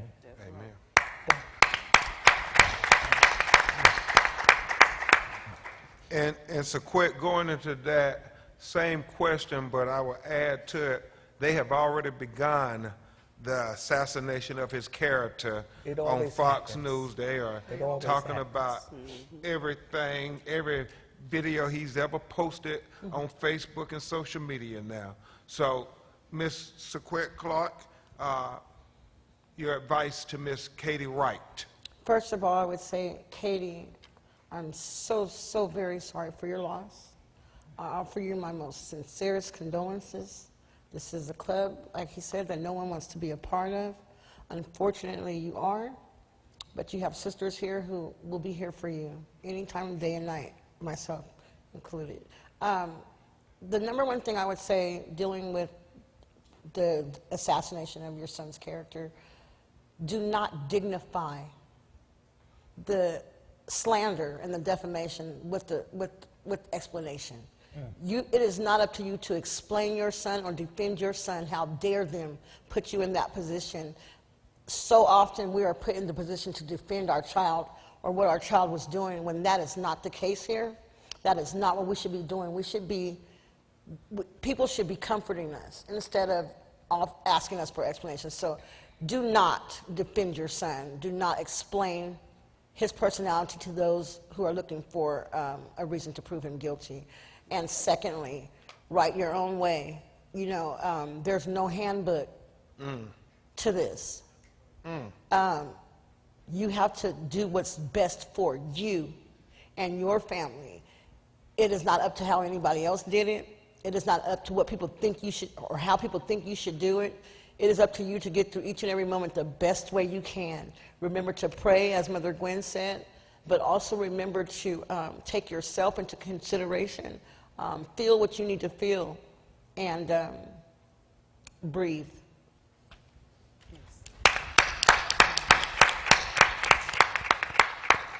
And Sybrina Fulton, same question, but I want to add a little to it. Obviously, they're saying because this young man tried to run from the police, he should have just complied, trying to indicate that even though this officer say she made a mistake, this little young black kid had to be perfect to live. What advice would you give Miss Katie Wright? I would tell Miss Katie Wright to Yes, definitely just breathe. I would tell her to surround herself with positive people. It's too much negativity out there, and it's too many people that's going to be in her ear. She needs to make sure that she's connecting with strong, spiritual, positive people, and that's going to guide her a long way. She doesn't need to listen to the negativity, because there is no perfect victim. Exactly. Everybody has something that they're going through or something that they went through, and they should not be judged based on what they did previously. The fact still remains that he should still be here. He should still be alive. Those are facts. They're going to say whatever they want to say in order to try to break him down, to break her son down, to make him seem less than a human being. But as a human being, he deserved to live, and we definitely have to do more when it comes to police violence and use of force and reasonable cause and all of these things that we hearing about it now. I just want us to get back to the basics about human life. Like, you can't make a mistake where somebody is dead. You make a mistake where you misspell somebody's name, not that they lose their lives.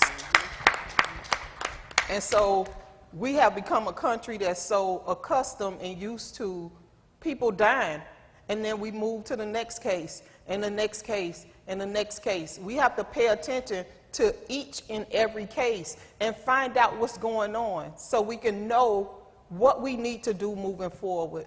But my heart goes out to the family. They're going to go through a lot, but just definitely connect themselves with strong people.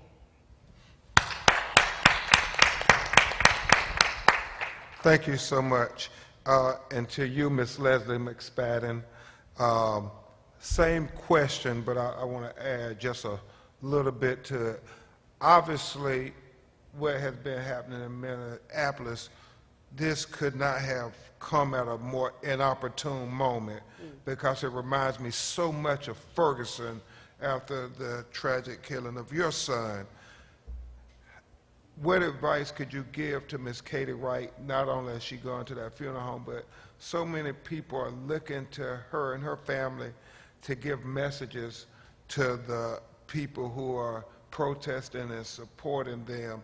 What advice would you give her, not only about dealing with this extraordinary loss, but also this request of her and her family to talk to the supporters, and what should she say to the supporters out there? Well, first to Katie, I wish I could see her. I wish I could hug her and hold her and just be there with her, because there's no set of words that you can say to a grieving mother during, or a mourning mother during that time. They just want to know that people were there to support them. You know, you want to look around the room and see that people were there. You don't really have much to say because you're trying to gather yourself. What just happened to her is unbelievable. She's in the twilight zone right now. She doesn't know what's going on. She doesn't know what to say. So I would ask the public to be sympathetic of that. Don't ask so much of her. She just lost so much. Give her time and give her chance.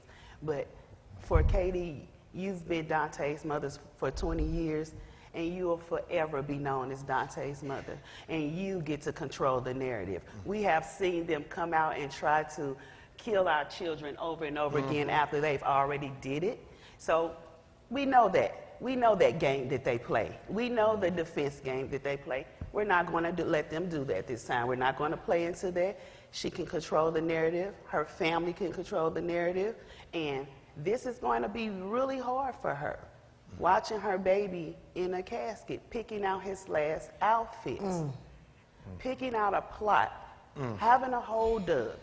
The whole thing is excruciating. Sitting in a funeral home, putting together an obituary for your child. It's heartbreaking. And it pulls you down to nothing, and you feel like you don't want to live anymore. And I want Katie to know that you're going to feel that. But what you see on this stage are women and mothers who want to uplift you, inspire you, and push you to keep living, because we have so much work to do. and it's not going to happen overnight, but I'm so thankful for those who stand in the gap and in the middle when we get weary and tired, because this is our life that we're living and not just something we're looking at. And I'm getting emotional because I sympathize with her and I know how it feels. It's not an easy thing to talk about, and it's definitely not an easy thing to live through. But if you can lean into God, you lean into God because He's the only one who can make this happen. Change has to come. Bills have to be presented. Legislation has to change, and we need laws that protect our children. There is nothing out there written in the books that protect us as colored people, black and brown people, minorities.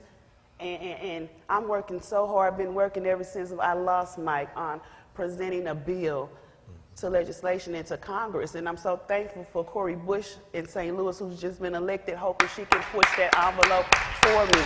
We have to support those who support us, and not just support and get people on the ballot and elect them because that's a household name. We have to support people who are willing to work for what we've been suffering with the trauma that we deal with daily. Mental illness is real, and I'm a victim of that.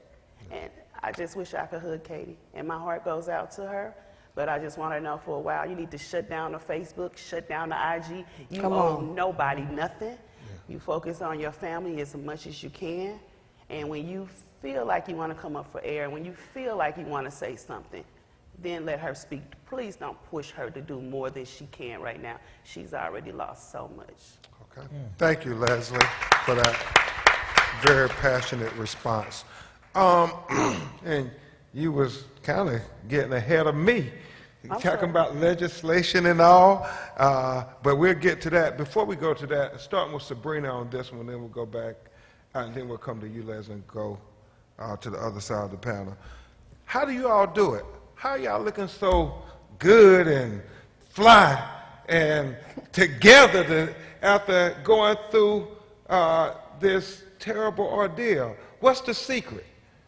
Sybrina, what's the secret? I mean, you got your pants outfit on, looking like you about to go be the star of the concert. He played too much. There is no secret. I can certainly say we don't look like what we've been through. You know, you hear that. Yeah. That's right. You hear that, and even when you feel broken on the inside, you try to put things together so you will feel better about what's going on.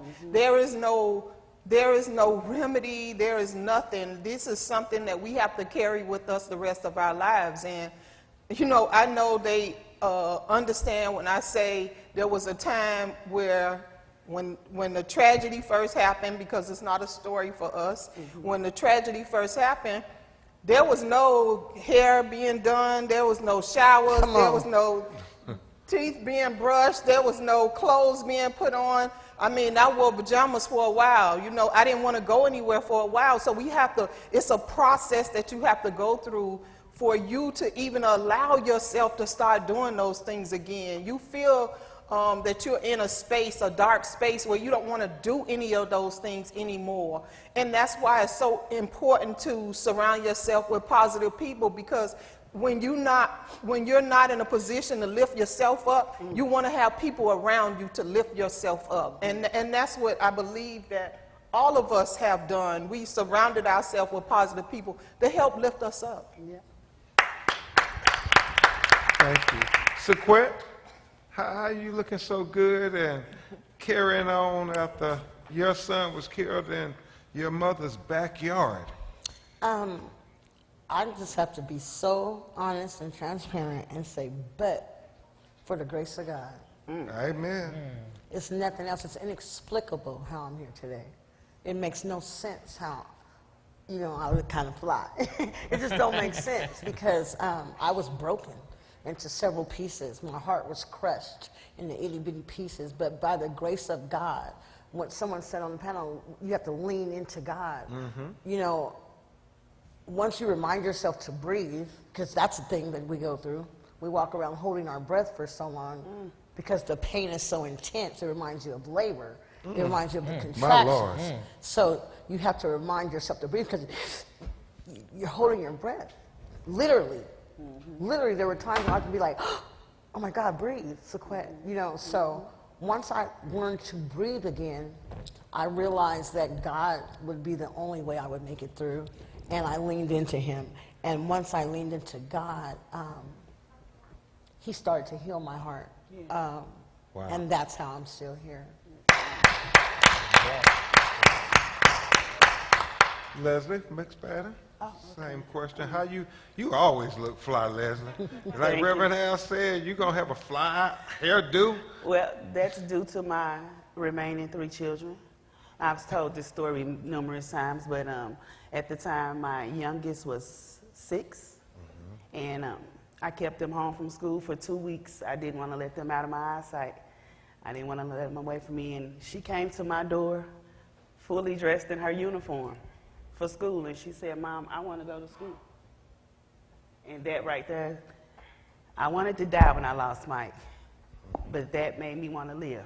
Come on. Because I needed to continue to live for my remaining 3 children. And now my daughter is 22, my son is 16, my baby is 12, and she's so in tune with me emotionally and my feelings. And like, she sent me a message this morning and said, whatever you do, Mom, have a good time. You know, she doesn't really know what I'm doing, but she just wants to see me smile, you know. So that made me want to live. And I should have wanted to live for my remaining 3, but it's just so hard. And I know they know, but that's what made me.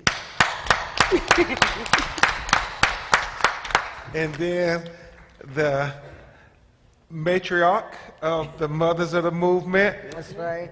How you do it, Gwen Carr? How you look so, not only fly, but look so young in that old young get up. Oh, thank you so much for that, Mr. Crump. But you know, it's all because of leaning on the Lord's everlasting arm. Because without him, I know I would have lost my mind. Yes, come on. With all that I've gone through, all that I've been through, and like my son Eric, he's part of my story. Because a lot of people don't know I lost a son before Eric. So it just was a continuation where my heart was just shattered. And I just thank God. I thank God too for my daughter. My daughter, she had to remind me. She said, "Ma, I'm still here for you. I'm still here." Because sometimes it's just a mental thing. You might forget about when things happen and you're surrounded by grief, you forget you got other loved ones that you have to care and who is so into you, and you're so into yourself that nothing else matters at that moment. But then they bring you back, and I thank God. I thank God for the rest of my family, for my grandchildren, who always support me, who still supports me now. My little grandson is here with me today. He comes see about his grandmother every week.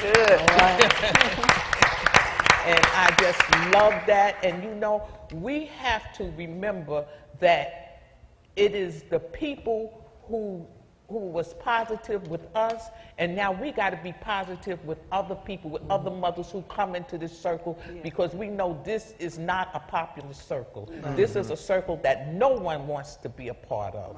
But if you have to become a part of it, we want to embrace you, enlighten you, and encourage you, because we know we've been there, we've done that. So we got a little lift now, so we want to inspire you.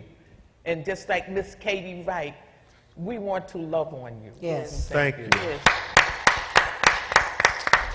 I think we got time for maybe just 2 more questions, and this next question is a little more difficult because I know with each one of you, you all have been fighting to make systematic change and reform in policies and procedures, and that's so important because whatever happens in your individual case affects you and your family directly, but it's the policy reform that affects the entire society and community, and more importantly, the legacy as well.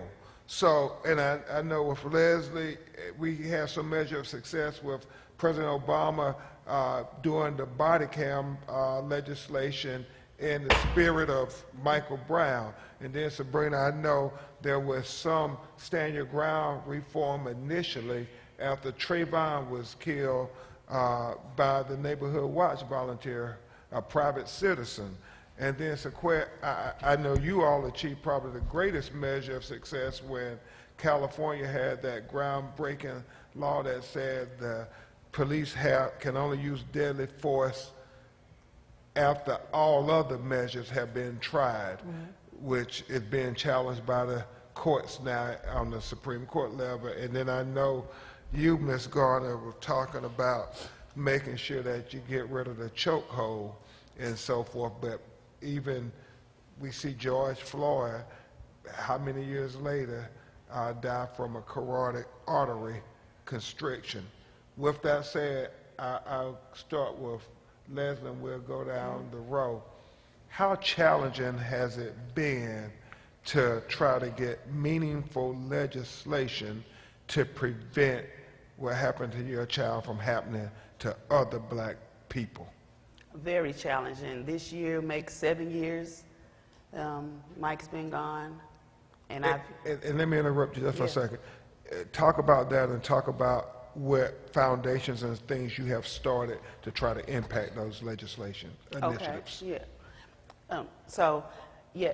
I would say it's very challenging. It's been 7 years and we haven't crossed any finish line with any of the legislation that we've tried to introduce. I've partnered with Travis Washington of the Hands Up Act. I've also partnered with the Breathe Act, March for Black Lives, and it's one other one. God, it's on the tip of my tongue, but recently we had a panel discussion and Stacey Abrams was a part of that. And so I'm trying to work from every avenue, even from those that you know, when people were like Trayvon's situation, because what's important is that it stops.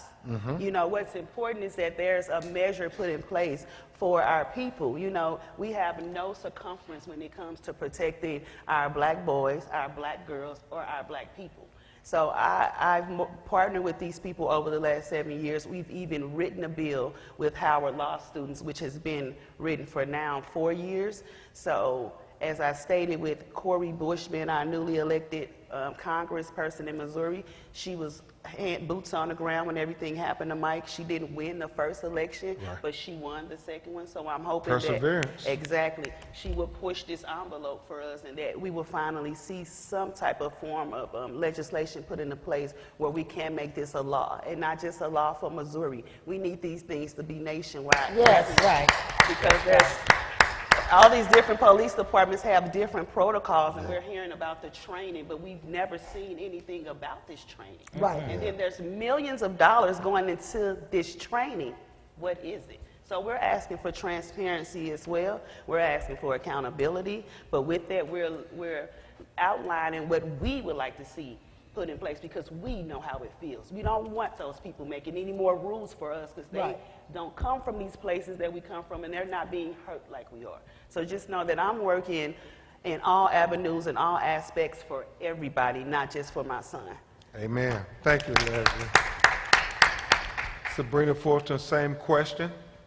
I think in Florida, a lot of people take it as a joke when you try to get legislation passed and when you try to get laws, you know, repealed and things. It seems like they don't really realize how serious these things are because it's not happening in their community. They're pretty much, you know, watching on social media, watching on the news. They're not experiencing this in their household, in their family. So it's like they take things for a joke. It's not really, they're not seeing the impact of why we need these things in place. So yes, the Trayvon Martin Foundation partners with different elected officials, with also the police department and other organizations that push for these gun laws and things to be changed. I am glad to see President Biden, sorry. President Biden is making changes when it comes to gun laws and gun ownership. I'm glad to see that, but it seems like on the state level, it goes extremely slow. So maybe on the federal level, the administration level, we'll get things moved. It's just not moving fast enough for us, and we're just losing people of color left and right, and they don't understand the severity of it. That's my point. Yes, ma'am. Thank you, Sybrina. Miss Mama Clark. Okay, so to answer the first part of your question, we have a foundation called I Am SAC Foundation that my son Devontae Clark founded, where I am the CEO now. SAC stands for Stephon Alonzo Clark. It just happens to also be his initials of Sacramento, so that was ironic. The pillars that we've based the foundation on that hold us up are, number one, bridging the gap between law enforcement and at-risk communities. So there has to be a dialogue that how do we get what we want? We have to have a dialogue established with law enforcement, and when that doesn't work, then we create our own law enforcement. So community policing is something that we believe in there. Also informing and educating on policies and legislative change. So like Mr. Crump said before, we have the Stephon Clark law in place in California, and I stood next to the governor when he signed that into law. There are 3 pending cases right now in California where officers are being charged with murder and manslaughter underneath the Stephon Clark law. So that was massive when they changed that law. Thank you. That is what it is about. It is about doing that, and then providing resources and safe spaces for impacted families and others in our community, so that this type of thing never happens again. It also we also need to be commemorating the life and legacy of our children. So that's what we do. We commemorate the life and legacy of Stephon Clark in a positive light, so that his name will never be forgotten. Ways that we have done that. We have the Stephon Clark Day of Reflection, March 18th in the city of Sacramento. We have the Stephon Alonzo Clark Playground in the city of Sacramento. We have voter ballot boxes implemented in the construction of schools, where people in our communities can go and vote without being judged or suppressed. It's called the Era of the Vote program. So we're reaching out in many different facets to not only commemorate my son's life, but to make a positive change in our cities, our state, and our countries. And so that is our main goal, is to get what we're doing to spread. We have the Stephon Clark Stephon's House, which is a 24-hour resource center open to the communities in Sacramento, where you can go get an education, life skills, healing spaces, job placement, and it's open 24 hours a day so that they have somewhere to slide into and be safe and not have to interact with the police. And so there are all different types of ways that we need to address what's going on for us, like Lesley was saying. We have to address the underlying factors in our communities that people are afraid of bringing up, right? And then we take that to another level, and we address the way that people are dealing with us, the way the state, the nation deals with us, and we have to say, okay, that's enough. And then we have to sit down and write down what we want and make it into action. So, actionable items. Wonderful job. And I just remember the way y'all shut Sacramento down. A lot of it I credit to the National Action Chapter in Sacramento. I mean, y'all do understand, every city council meeting, they had the council for over 6 weeks because they would not stop until those police officers were dealt with. So that is a credit to the public working together. And finally, Ms. Gwen Carr, your efforts at legislative reform and your foundation work. Yes, in New York, I was on several bills to get laws changed. I was successful on a number of them. One was the Eric Garner anti-chokehold bill, although we want to get national legislation on that. That could have saved George Floyd's life. That's the George Floyd bill is a continuation of that, to get national attention on that, a national legislation on that. I also was on the Safer New York Act, which was passed, and the Right to Know Act, which says that when someone is stopped, if you stop someone unlawfully, you know, there's nobody looking for you, you're just walking while black or brown, and they stop you, you have to give them permission to search you. And we got to let our people know our rights. Yes, so that's why we have to get this out and let people know that this is what's going on. And I'm also on the 50A. The 50A law was passed where there's more transparency with the police officers when they kill one of our children, that we have to know why they killed them, who it was, and you know, and they fought against this, saying that we want to know their social security number, we want to know this and that. But lo and behold, the bill passed, but the PBA was trying to overturn the passing of this bill. But on the way here today, I got word that everybody threw the towels in, so now it stands. Thank God. Wonderful. Okay. And so, you know, and there's so many different bills that I'm on, and we got the governor to sign the bill with myself and Valerie Bell went while the governor signed 4 of the bills that we were on, and he televised it as we were signing, as he signed it and gave us the pen that he signed it with. Amen. Wonderful. So I've just, and then we had the special prosecutor, the executive order for the special prosecutor, that was signed into law. So all of this we had to fight for. It didn't come easy. When we first started fighting, we had to go up to Governor Cuomo's office. He wouldn't have a meeting with us. We would have press conferences, and then he still didn't meet with us. So next time we went to Albany, we decided to take makeshift coffins and set them all in front of his door and ask him what was he going to do with these bodies, okay? At that point, he agreed to see us, and he did tell us that if in session his special prosecutor bill wasn't passed, he would sign ours. And which he did. We made him change a lot because there was a lot of flaws in it. So we said we want to take it home and we want to look at it, because we had a lady lawyer with us when we went there. And he says, well, you know, if I die tonight, another governor's not going to sign this bill. And Miss Baez just looked at him and pointed her finger and said, you just don't die.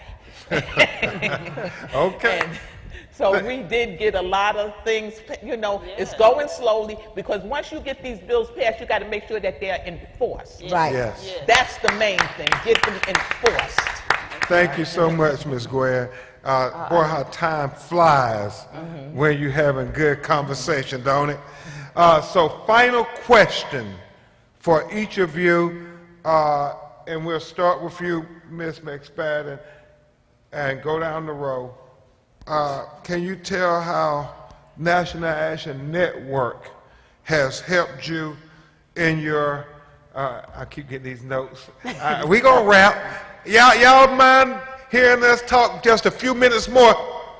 Y'all don't mind? So I'm objecting. Judge, I want more time. So final question to each of you.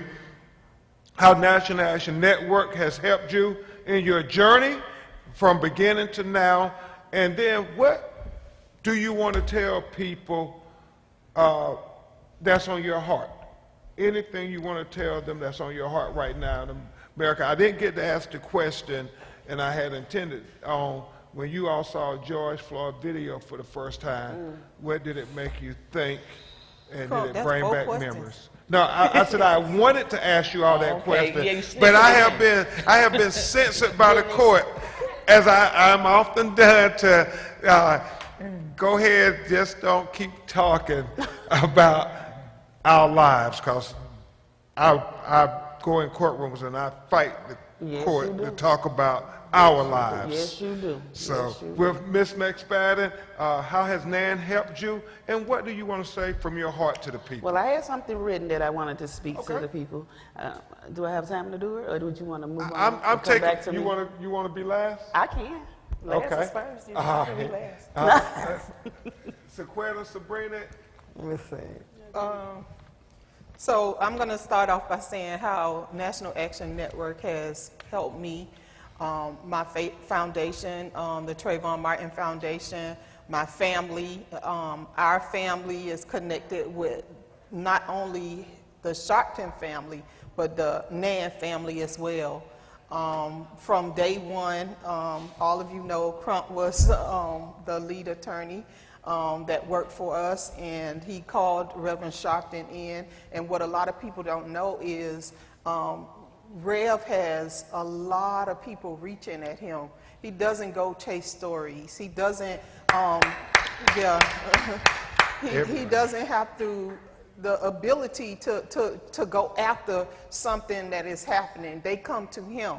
And so that's very important to remember, because you're going to hear something come up about that. And the same for Crump. Crump doesn't have to go, Attorney Crump does not have to go and look for cases. The cases come to him. And so just pay attention to that. You know, when you hear people talking about ambulance chasing, and you hear people saying negative things about people who have helped a lot of families. I could probably talk about Reverend Sharpton and Nan and Ashley and Dominique and all the rest of the people that work for NAN for a long time. But I remember we were in Sanford, Florida at a rally, and Rev found out that his mom had passed away. And he could have decided not to come, because that was an important reason not to attend a rally. But because he had already spoken to us and he had already told us that he was coming, he felt that's what he should do, and he felt that that's what his mother would have wanted him to do. So I can tell you from day one, I have came to every single convention, and I will continue, because the love that Rev has for me, I have for him as well. And so whatever you all need me to do, I'm here. I'm a part of the family. I'm a member. Make certain I'm a member. And I'm going to make sure that we stay connected, because you have to support people who support you. Amen. Right. Well said.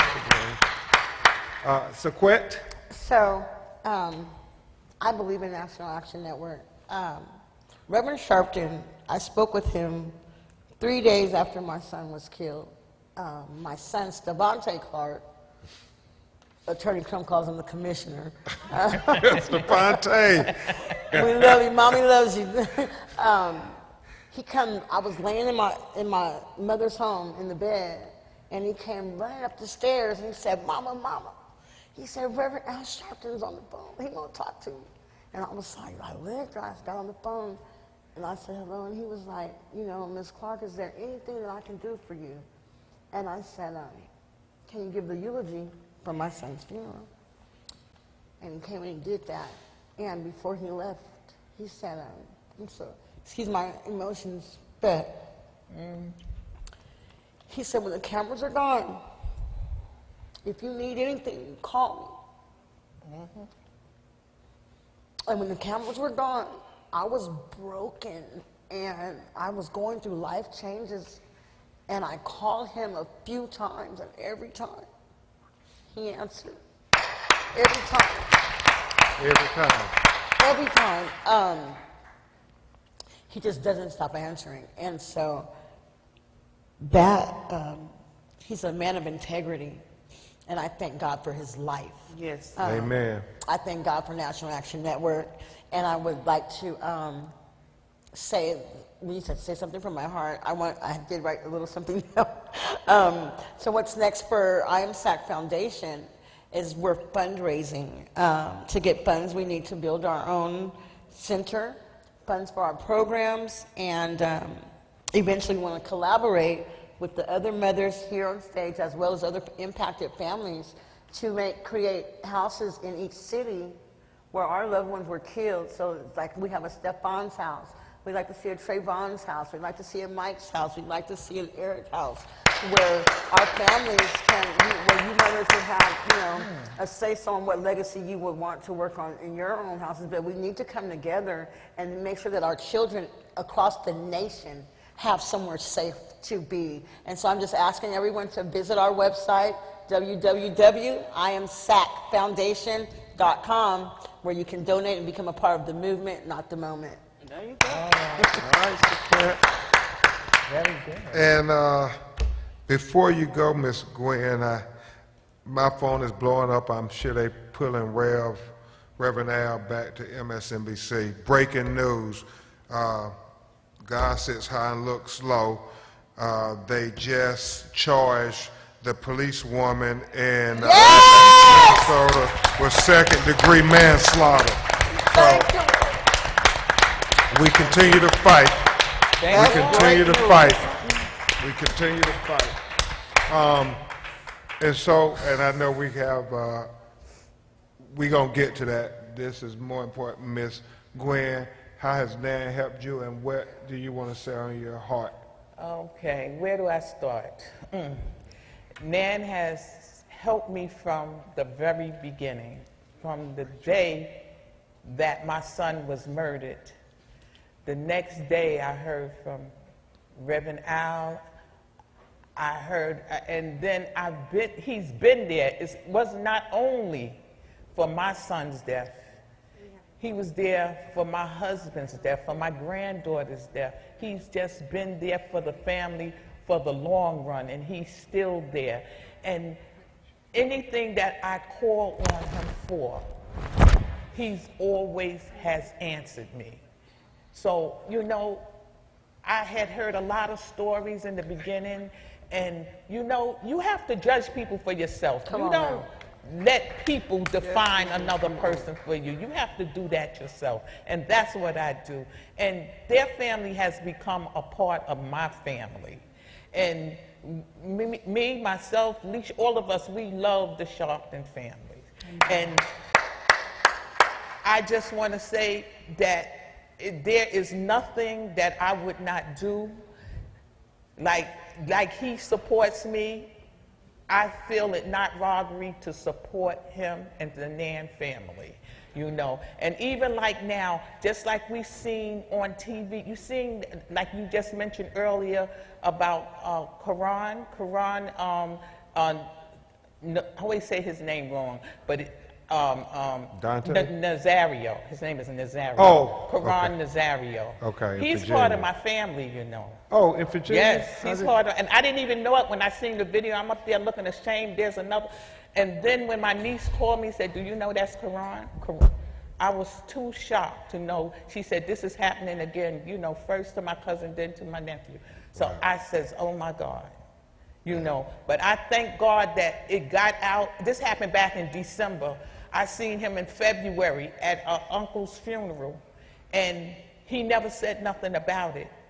And he was traumatized. He couldn't say anything about it. He thought the police was going to retaliate. But then, thank God, he did get it out there. Thank and God I for want that everybody video. to pray for him, and I know Nan will stand with him. Thank you. Yeah, because if they'll do that to a veteran, God knows what they do to our children, just ordinary on the street.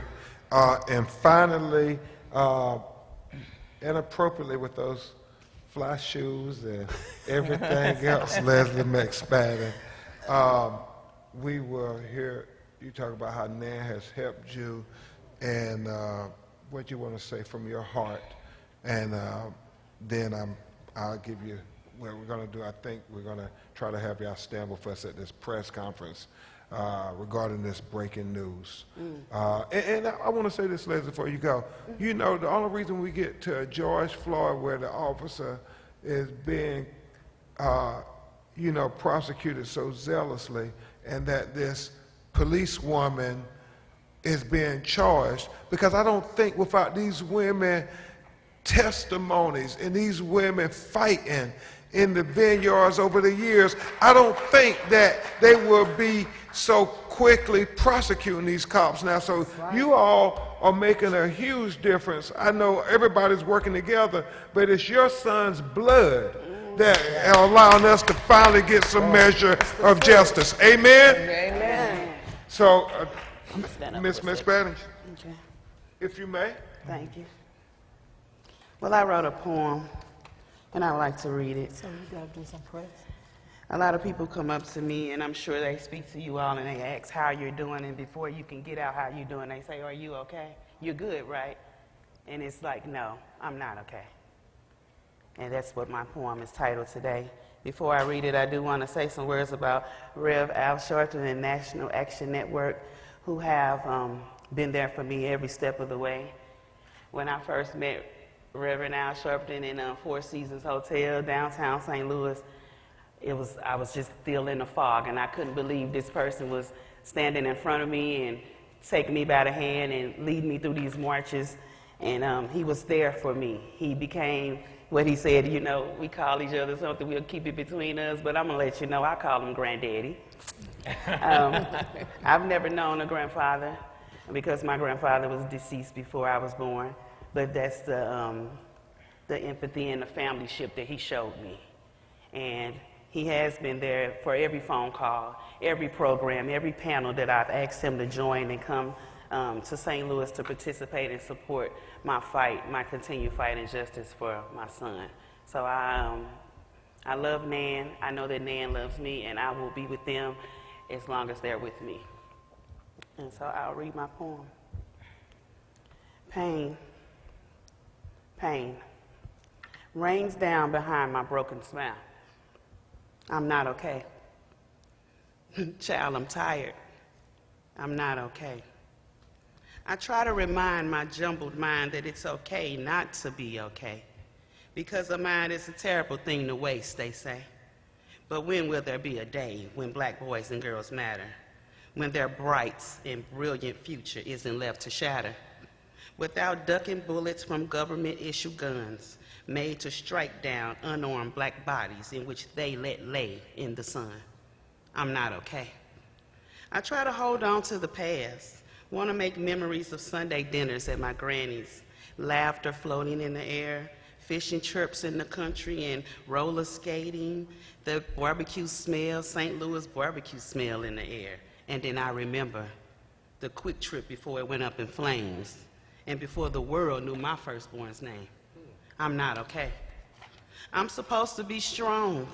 I'm supposed to just get along. Don't ask questions, shut my mouth, and just keep moving along.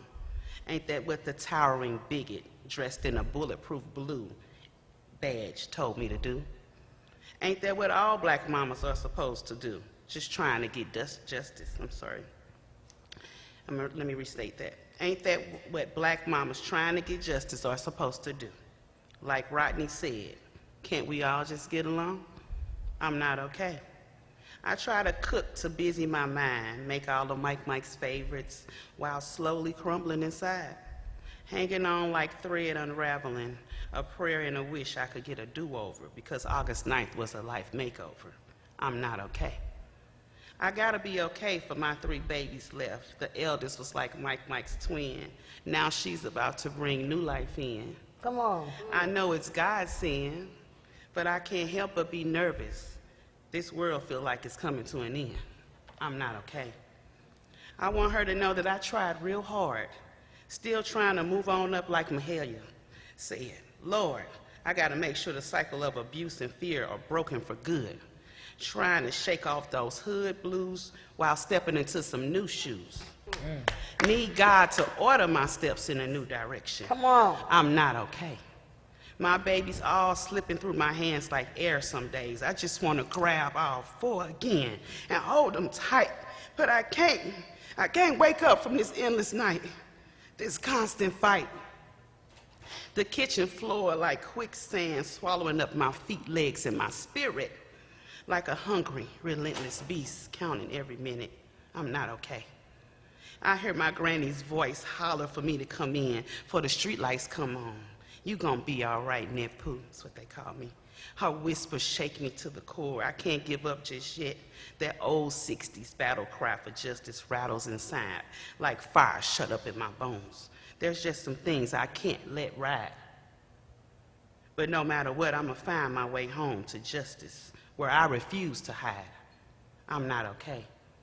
I let out the screams of 1,000,000 black mothers. 400 years of struggle frozen between my ears like a dam, released a mother seeking peace. My tears flow down Canfield into the blood-soaked concrete. Blood stolen from my baby's veins in vain. I'm not okay.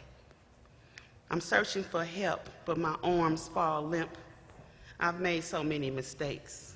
The taste of old regrets sting my tongue, suffocate my thoughts. I can't breathe. Hands up, take me instead. I want to be okay. Mind made up, had enough. My son's voice telling me to press on, stand tall, put my armor and my shield on. It's me, Mike, God and God against the odds. I believe truth will prevail. It can't be stopped. I'm gonna be okay. Come on. In the meantime, I need a guided ear so the world will know that Mike was here. So now I'm here, standing in the gap, leaning on my faith. Lord, help me find a sane space to lay these broken pieces, preparing for the day where I can feel the sun's warmth on my face, looking justice in the eyes, knowing that finally I am okay. Thank you. All right.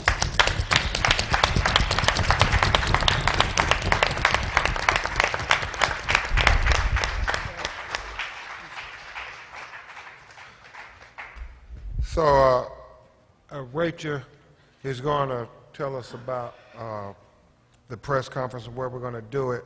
I thank you so much for your attention given to these queens, and I thank these queens so much for having the perseverance and tenacity to define the legacy of your children and a lot to let them define the legacy of your children. So give them another round of applause. It's their blood that is allowing us to carry on. And I will say this, y'all, as I got a text from Tammy, Katie Wright, and I had told her about you all, and she said, thank you all. Because it really is about trying to find something within you to get up and keep fighting. Yeah. I am reminded, Fernandez, that, you know, Martin Luther King said that the coward asked the question, is it safe? Then he said expediency, asked the question, is it politically correct? Then he said, oh, vanity comes along and asks the question, is it popular? But then he said conscience comes along and asks the question, is it right?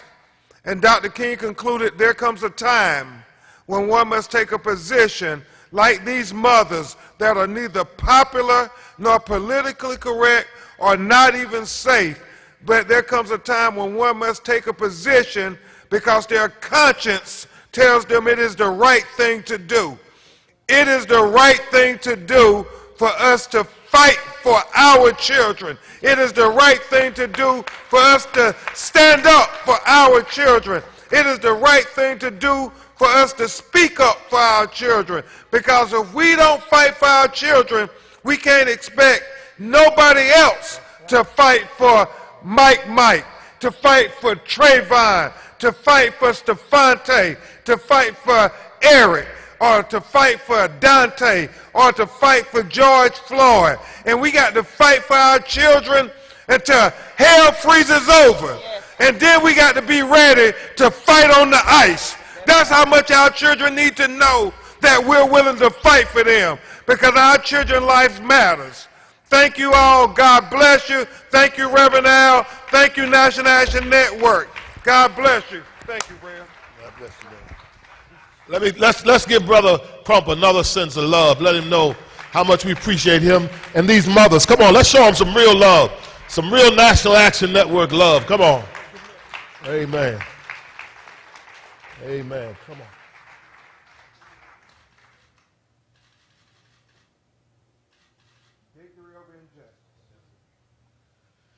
We certainly want to pray for these mothers and for Brother Crump. He's got a heavy burden on him, and I want him to be reinforced by the prayers of those who know the power of prayer as he goes forward.